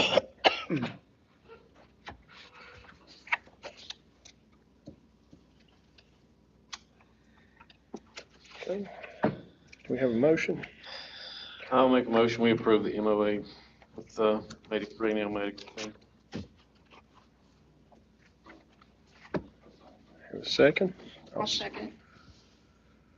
Have a motion by Mr. Brogan, seconded by Mrs. Farley, to approve the MOU with Summers County Board of Education and Summers County Health Center Radio Medical Center overseeing the automatic defibrillator devices. Any further discussion? All in favor, please say aye. Aye. Opposed? Abstaining? Let the minutes reflect by a 5-0 vote that the MOU between Summers County Board of Education and Summers County Health Center Radio Medical Center overseeing the automatic defibrillator devices has been approved. Discussion and possible action regarding budget approval for 23-24 school year. And again, this is the same one that Lauren reviewed with us. Yeah, basically, the next two items, D and E, are items you've had before you from Ms. Crook when she's presented to go over things. Nothing has changed. Now, the biggest thing is in our budget, there really hasn't been in the budget the main carryover. I know we talked about that a little bit, Mr. Brogan. You asked about how the money's got eaten away. We're close to 800,000 to $1 million with a carryover, but we're talking, when you're throwing in COVID money that we've used in other places, that's allowed us to save up some money. So that, I don't want that, I call that, in my terms, like a phantom revenue. I think people have to be careful at the federal, state, and local levels that this COVID money, once it's gone, we don't have as much money as what appears on our books at this point in time. And so next school year, to save the money that we've built up, we need to make sure our personnel, which eats up 80% of our budget, that has to go through very thoroughly to make sure we don't mess that up, because that'll eat it up real quick again if we're over the budget for too many people that we hire or keep. So we have to be very careful on that. But we're looking pretty good right now, being healthy. I just don't want that nest egg to get eaten up right away, because we have to make sure that, yes, I would love to not have split classrooms as an example, but we've been able to provide 2 teachers instead of 1 for a split because the loss of learning, we use COVID money for that. But as we move forward, we can't financially sustain that unless we talk about something later, which is called a levy. So that's where we're at. But this budget's been proposed to you a couple of times by Ms. Crook. Since you're new, is there anything you'd like to add? There hasn't been any changes to the budget. Have you had a chance to look at it? I did look at it. Okay. The only thing that I would mention is the funding for the PEIA. Yes. There was a little bit of issue with that at the state level. They're expecting appropriation for that. It has not happened yet. Okay. So I'll have to get with Lauren to make sure what the rates are in there. So there could be like a budget adjustment in the future, but we won't know that until it comes from the state level, because that comes from the legislator and there's nothing we can do about that. So there wasn't any appropriation when the session ended to cover the changes with PEIA. So there's no extra money to fund the increases and the county doesn't see any penalties, but just the percent increases. Yeah, it's probably gonna be like a couple $1,000 an employee, correct? Maybe more? Yeah, let me pull that up. I gave this to our 2 senators, and I said our brim for fiscal year '24 will increase 205%.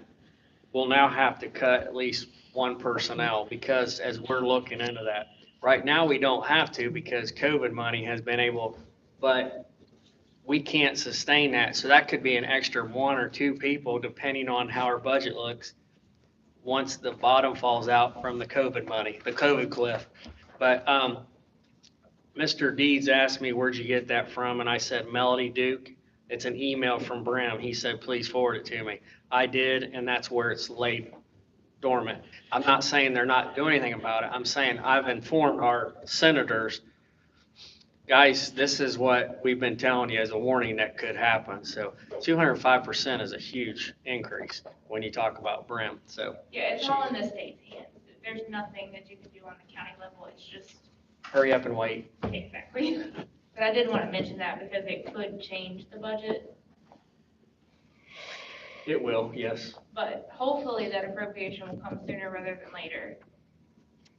I would think if they're smart, they're gonna make sure they take care of it by at least a year, because they're gonna hear a lot of people saying, you basically hurt public education once again. And we haven't gotten in the Hope Scholarship, but this is not good. And this is not what I call an unintended consequence, and I'll go on record on that, because we let them know before they voted, you're going to increase this by at least 200 to 220%. Plus, I believe you also were at the same hearing, PD with the School Boards Association when that was a discussion with all the boards of education. So it's not like this was hidden from anybody. They knew this could be an issue, but that's where we're at this point in time. So we have before us the budget approval for 23-24 school year. I'll make a motion, we approve the budget for 23-24 as presented. Second. Have a motion by Mr. Brogan, seconded by Mr. McBride to approve the budget for 23-24 as presented. Any further discussion? All in favor, please say aye. Aye. Opposed? Abstaining? The minutes reflect by a 5-0 vote that the budget for 23-24 school year has been approved. State salary schedule, E, possible action regarding state salary schedule. Again, this is stuff we've gone over. It's the same thing you've been receiving the last few months on salary schedules. And we have no input on this, so, No. I mean, other than just to accept it. Yeah. So, That's it. does it require a motion and a Yeah. approval to accept? Okay. I'll make a motion that we approve the state salary schedule. I'll second. Motion by myself, seconded by Mrs. Farley, that we approve the state salary schedules. Any further discussion? All in favor, please say aye. Aye. Opposed? Abstaining? Let the minutes reflect by a 5-0 vote, the state salary schedule has been approved. Discussion regarding audit report for fiscal year 22.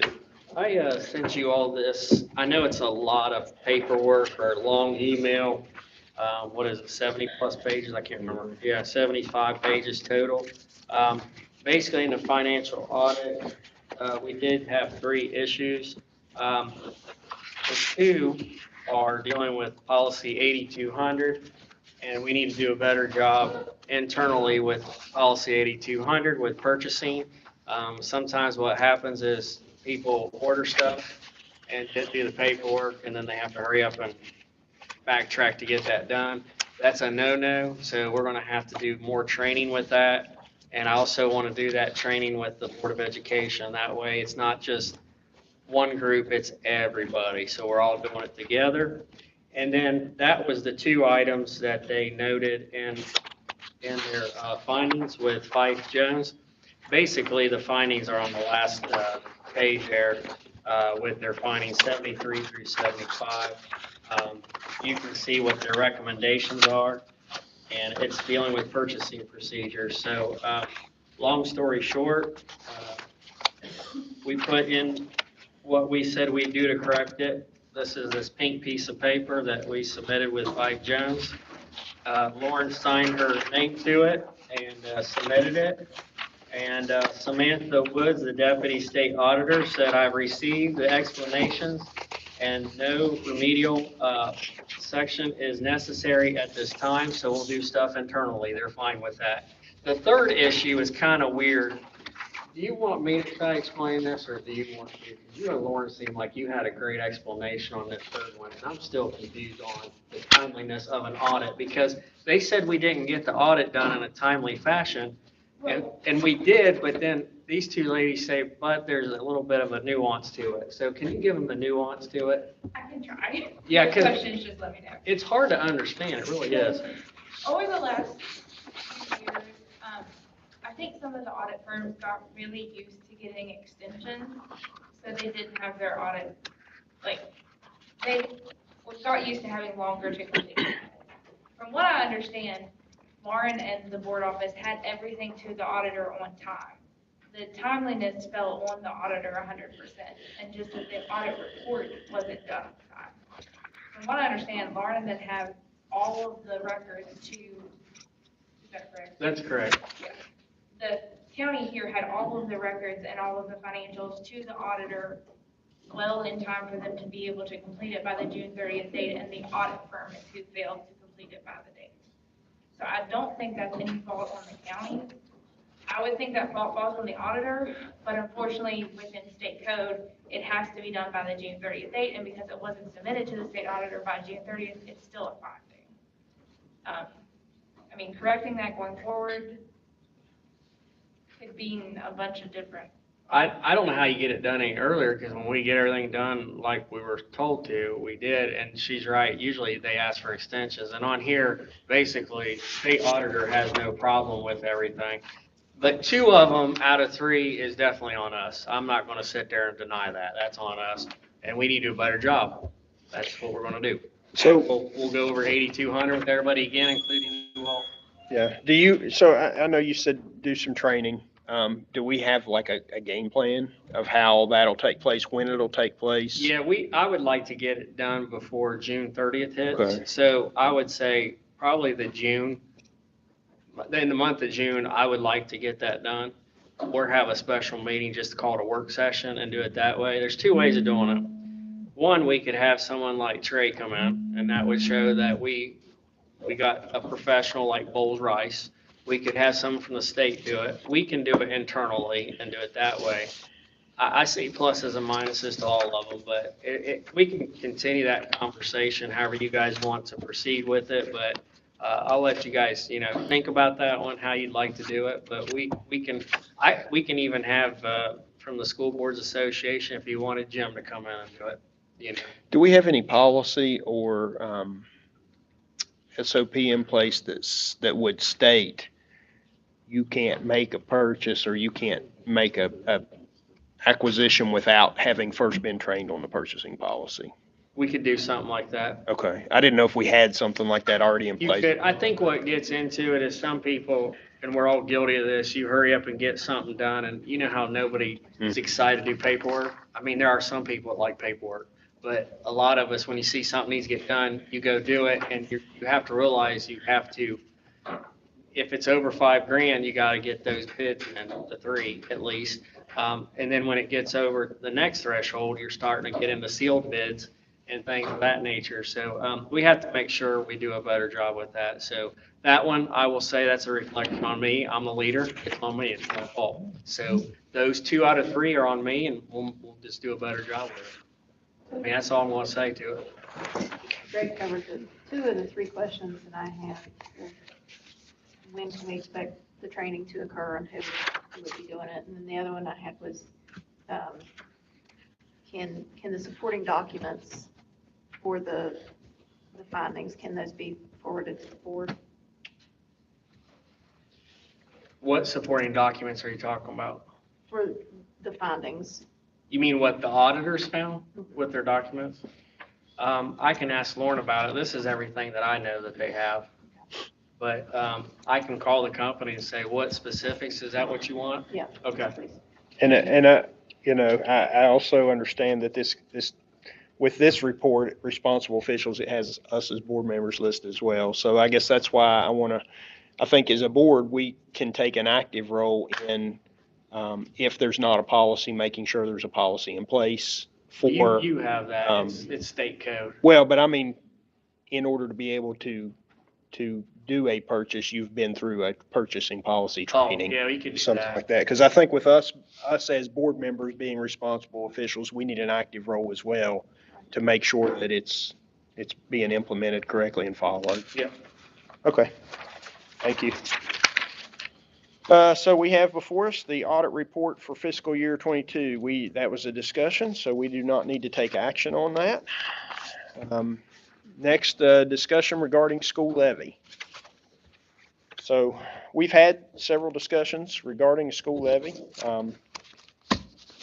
You can tell us more of the details, probably Mr. Worrell than myself, regarding when it would need to go on a ballot, what kind of, I know we talked a little bit, there is a deadline before it goes on a ballot. Yeah, it's beginning of the next year in January. We need to get it on for the May, or I mean, excuse me, November. Yeah. Yes. So, the conversations Mr. Worrell and myself had, I think that it would be good for us as a board to have some open sessions in our communities.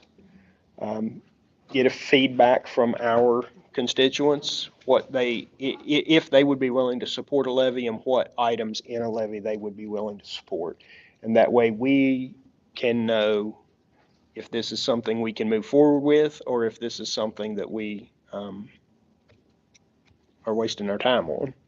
So what we had discussed, and you can step in anytime, we had discussed possibly going out into the different communities, utilizing some of the local, whether it be a fire department or a community center, trying to get people to come out. That's going to be our one obstacle, is getting that input, getting people to come out. I'll cook.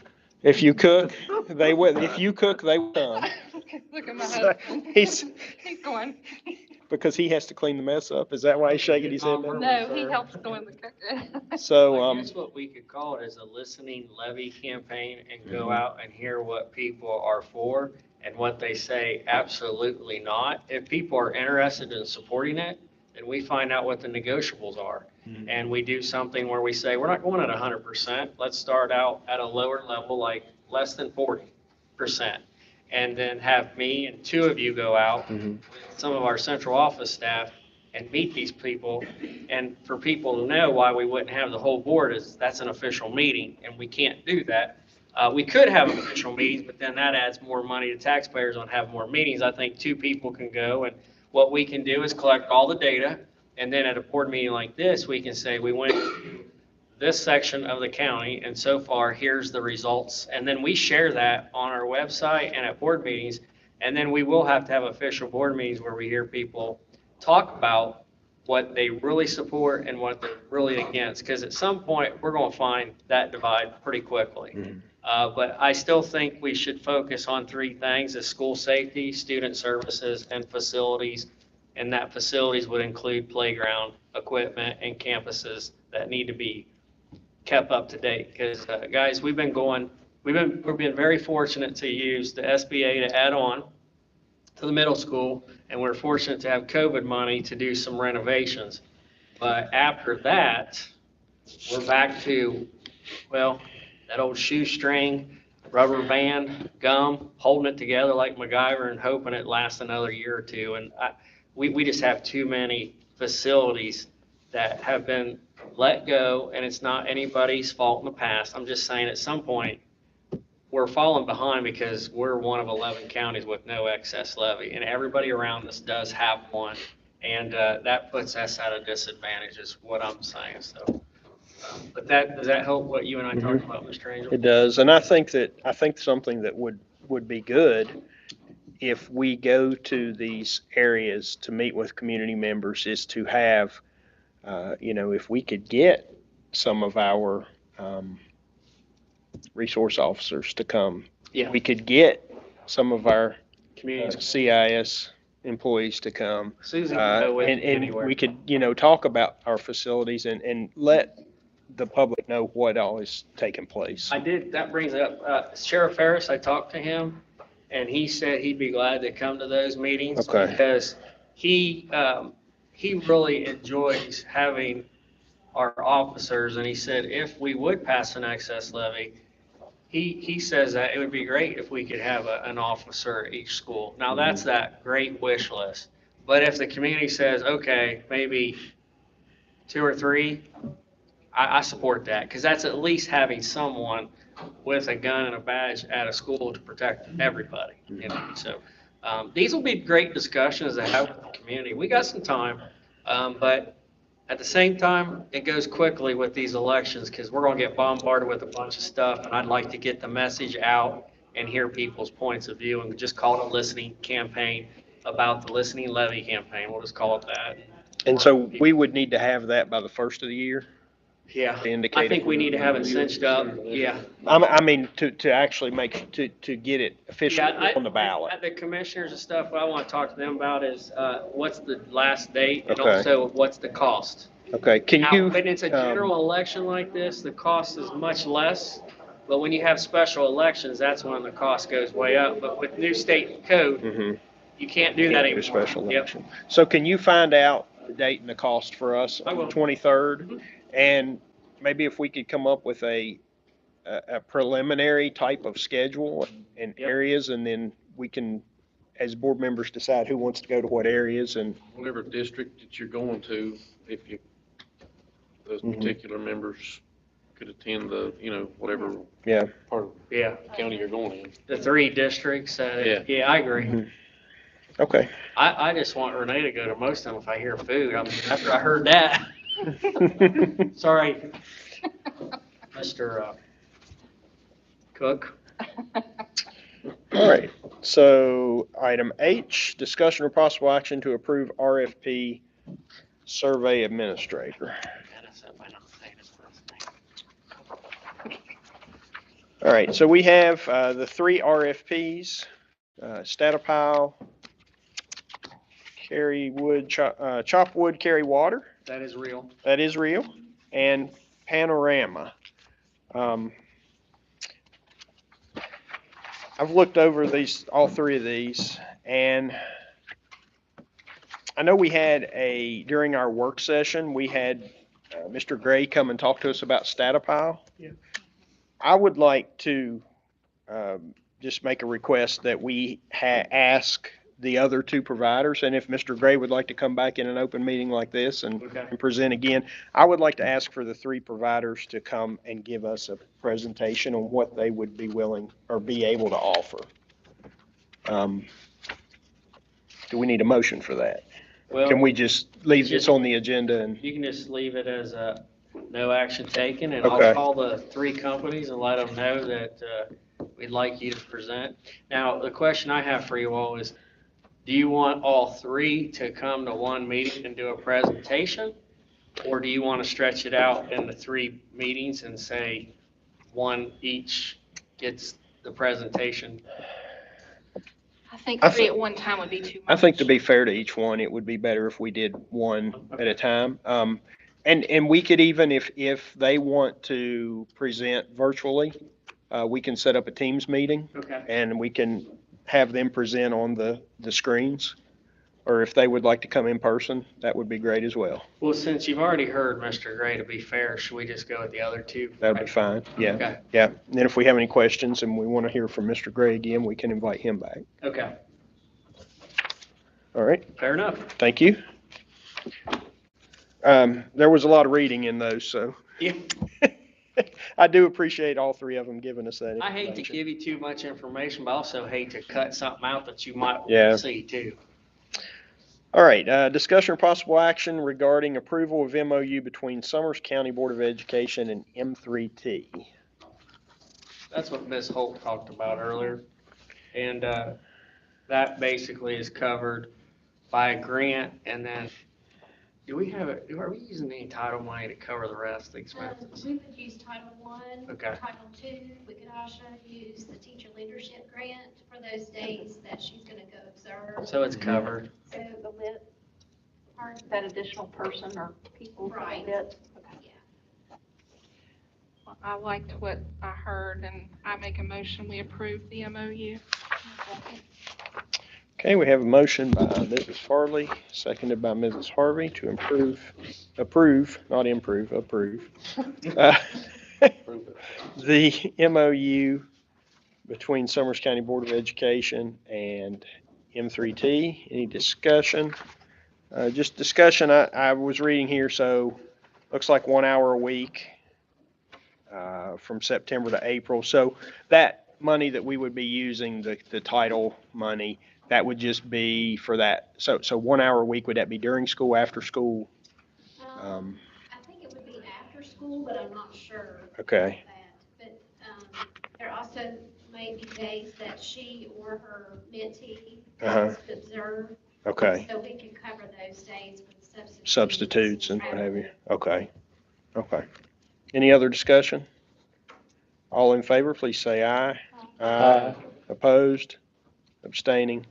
Let the minutes reflect by a 5-0 vote, the MOU between Summers County Board of Education and M3T has been approved.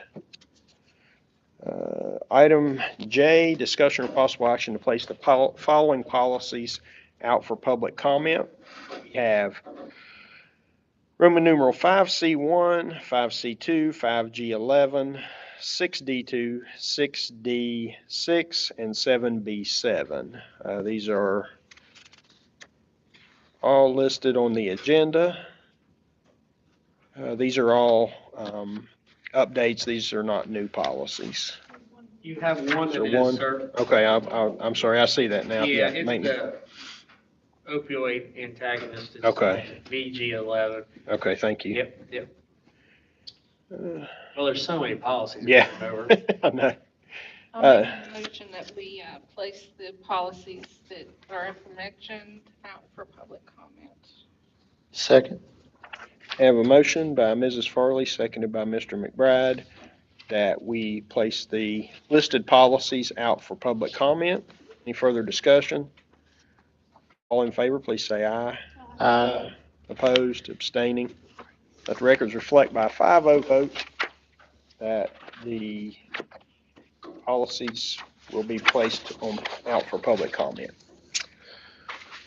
All right, item K, discussion or possible action to approve out-of-state overnight employee trip. This is for School Nutrition Association Conference in Denver, Colorado. To help you guys out, you see where it says funding sources? Mhm. Okay. It wasn't to mess with you guys. I've added more. I know. Correct me if I'm wrong, Dr. Knott, but this other one is more funding. In addition to the money that Mrs. Jones identified, the state revenue funding matching grant can be used to pay training according to Tony Crago at the Department of Ed from Child Nutrition. This year's grant is in the amount of $12,000. He says we haven't gotten it yet, but will. So there's one more. So $12,000, there's room for a board member to go. Is that what you got? Yeah. A chaperone. No, you don't need a chaperone. How about a mascot? Well, the good news is we weren't trying to be difficult. It's just when you hear these trips and trying to get everybody to go to get this child nutrition trip, we found more money. Or So- I shouldn't say we, Dr. Knott did. So that matching grant, we don't have it yet, but we should be receiving it. Is that what I understood you to say? Yes, sir. Okay. And then will we be able to use that for the full amount and not have to use the staff development funds? Can we use those elsewhere? How does that work? If we would get the full 12,000, Mhm. we, You just have to come. okay, then we could use the service staff development for other PD. Okay, great. And custodians, any type of PD that Thank you. Just give us a quickie of what exactly we're training for. I would love to tell you, but I'm gonna have Dr. Knott go into more specifics because her and Tanya do a great job with child nutrition. So, Dr. Knott, the floor is yours. This is the School Nutrition Association. There's, Connie Richmond has been to the state one, which is in Morgantown.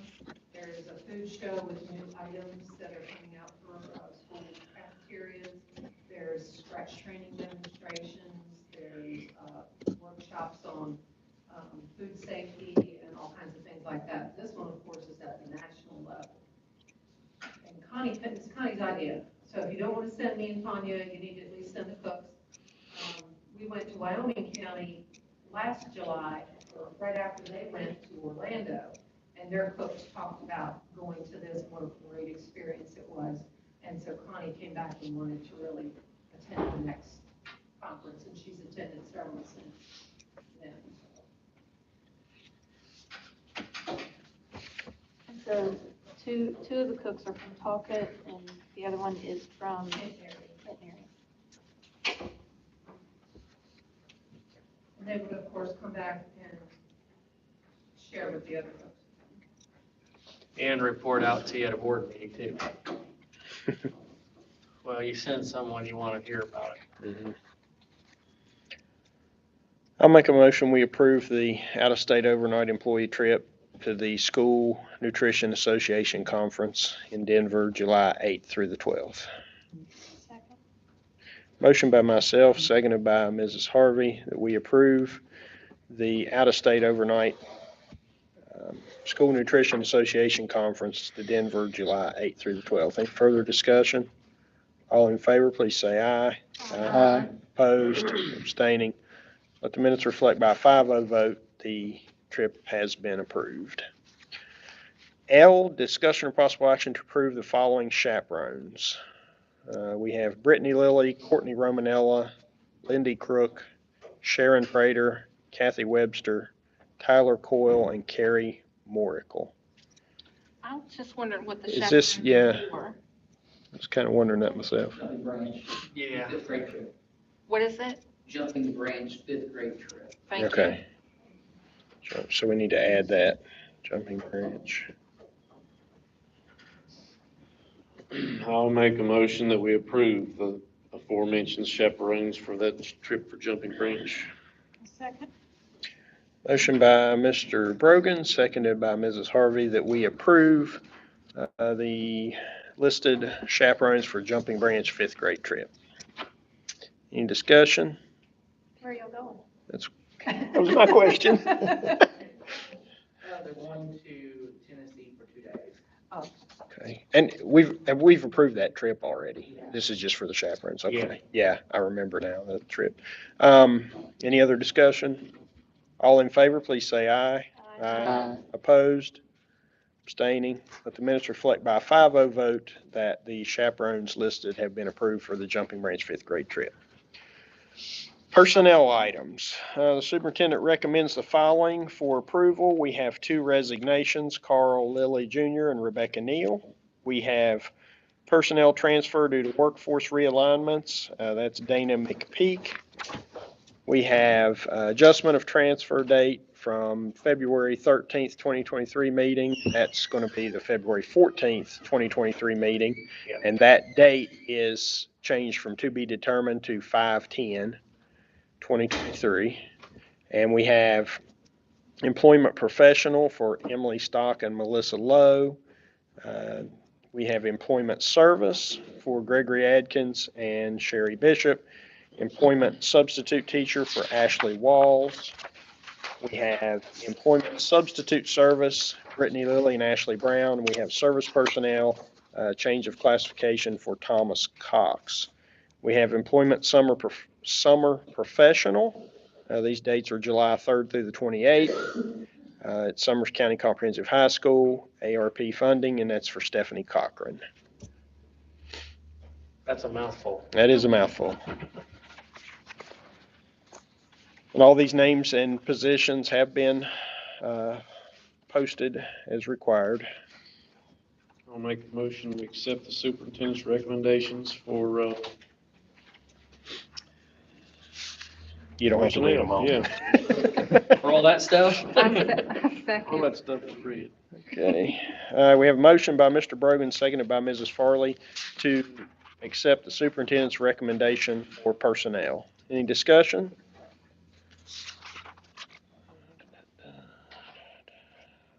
Okay, all in favor, say aye. Aye. Opposed? Abstaining? Let the minutes reflect by a 5-0 vote that the superintendent's recommendation for personnel has been approved. Item 12, superintendent's report. I have 3 items, so I'll save the last one. It's not a bad thing, it's just something that we needed to talk about with a student that we're trying to bring back into the fold from a disciplinary action. I'll just leave it at that to protect the name of the child. But here's a couple positive, well, they're all positive in the student situation. The first one is the flashing light update at Hinton Area Elementary. We are moving forward. Mr. Metter has been in correspondence with the state. We've got some bids out. We've got a low bid. We got a company that can do the work. And when you ask when will it be done, I want to say as soon as possible, but that just goes as quickly as we can get the person here and then the supplies. again, we have to spend the money. It's like the SBA project. We spend the money, we'll get reimbursed. I think it goes up to what, 25,000? Something like that. So, and right now, the lowest bid is, so we're well in the range. And so we're moving forward. And I'd like to thank Mr. Metter for his efforts on getting that done, because I'm worse than you guys. Are we getting it done yet? How about now? How about now? Because this is exciting for a safety that needs to be addressed at that area. That is a bad blind spot, and I'm just glad that we're getting some funding. And the gentleman's been pretty good to work with that you've been working with at the state level, right? Tom Hammonds. So we're at this step. I've received 3 bids. I've forwarded them on to Tom. And once Tom looks them over, he will address next steps, which will basically be to hire that company.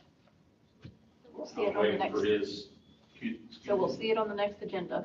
Hopefully. Up to Tom. He said a couple of days. It's been a couple of days. Chad, I thought I was back. How about now?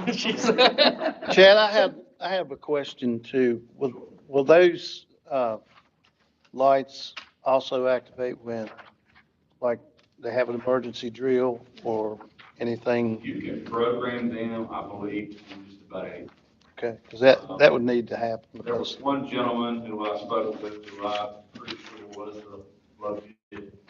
And he does the majority of the work across the state. So he had mentioned something like that. So I'm pretty sure that they could. Okay, good. Okay, the other thing is, gave Mr. Metter a little credit. We gave Dr. Knott some credit. Now we're going to give Ms. Schaefer and Ms. Jones a little credit here. This is, you each get a yellow blue. You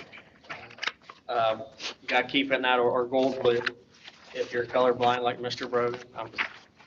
You're not, are you? No. Okay. Oh, I'm sorry. I got one more from Ms.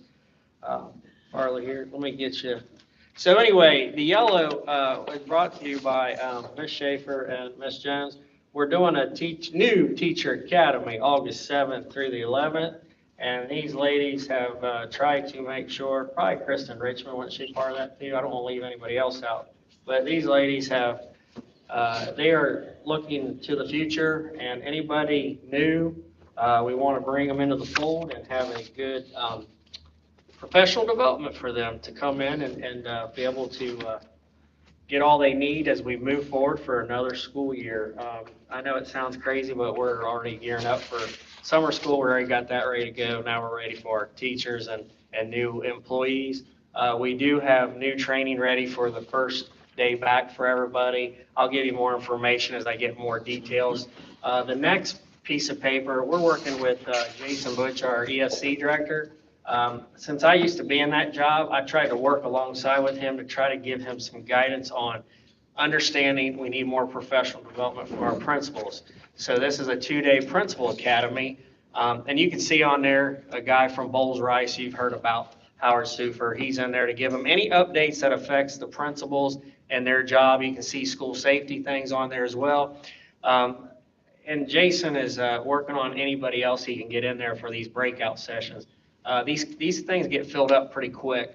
That'll be at Tamarack. It'll cost each school system $150 for 2 days. That includes breakfast and lunch on both those days. So that's pretty inexpensive PD, and it's local. It's at Tamarack, to split between the 12 counties from Braxton County all the way down to Mercer County with our quadrant. So just want to give you some updates on professional development, and also thank these people for putting together such a good program, because with Christy, Kristen, and Renee, I'd say pound for pound, you can't beat them when it comes to putting together PD for our educators. So you guys have any questions on that? So the gold sheet is New teacher academy. new teacher. Who's the blue sheet The geared? blue is by the ESC. Who's it geared toward? Who will attend? Principals only. Principals only, Yep, okay. principals. And that can be assistant. I want to send all our principals, not just the head principals, but all principals. So that was $150 per day? No, Oh, sorry, 150 for both days. for both days. And that includes lunch How many we send or per person? per person. Is that, volunteer for our principals, or we gotta Have you ever heard of, compensate? have you ever heard voluntold? It depends on their days, but most times we do pay them for that day. And she does have in her pot of money for professional development through title money, or leadership money, or whatever else you call it money, from the federal government money. You like that answer there? No, I still can't get over that when you were giving praise to Renee and the ladies, you said pound for pound. You can't do that to women. Duly noted. I thought, I didn't say That was a good burn. We'll make leave a- that on the notes there. That's what the look on my face. I wondered, because I thought, do I have something on my face? But sorry, Kenny, I didn't even catch that one. So I'll make a motion, under West Virginia Code 6-9A-4, paragraph 2, that we go into executive session briefly to discuss the last topic. And I'll have, do you mind if we have Mr.? Yep. So we have a motion by myself, seconded by Mr. Brogan to go in executive session. All in favor, say aye. Aye. Opposed, abstaining. What time do you have there, Mr.? I have 7:29. 7:29. Do you mind if we bring our secondary director in to give you Yeah, a quick that's fine. overview of everything? Yep.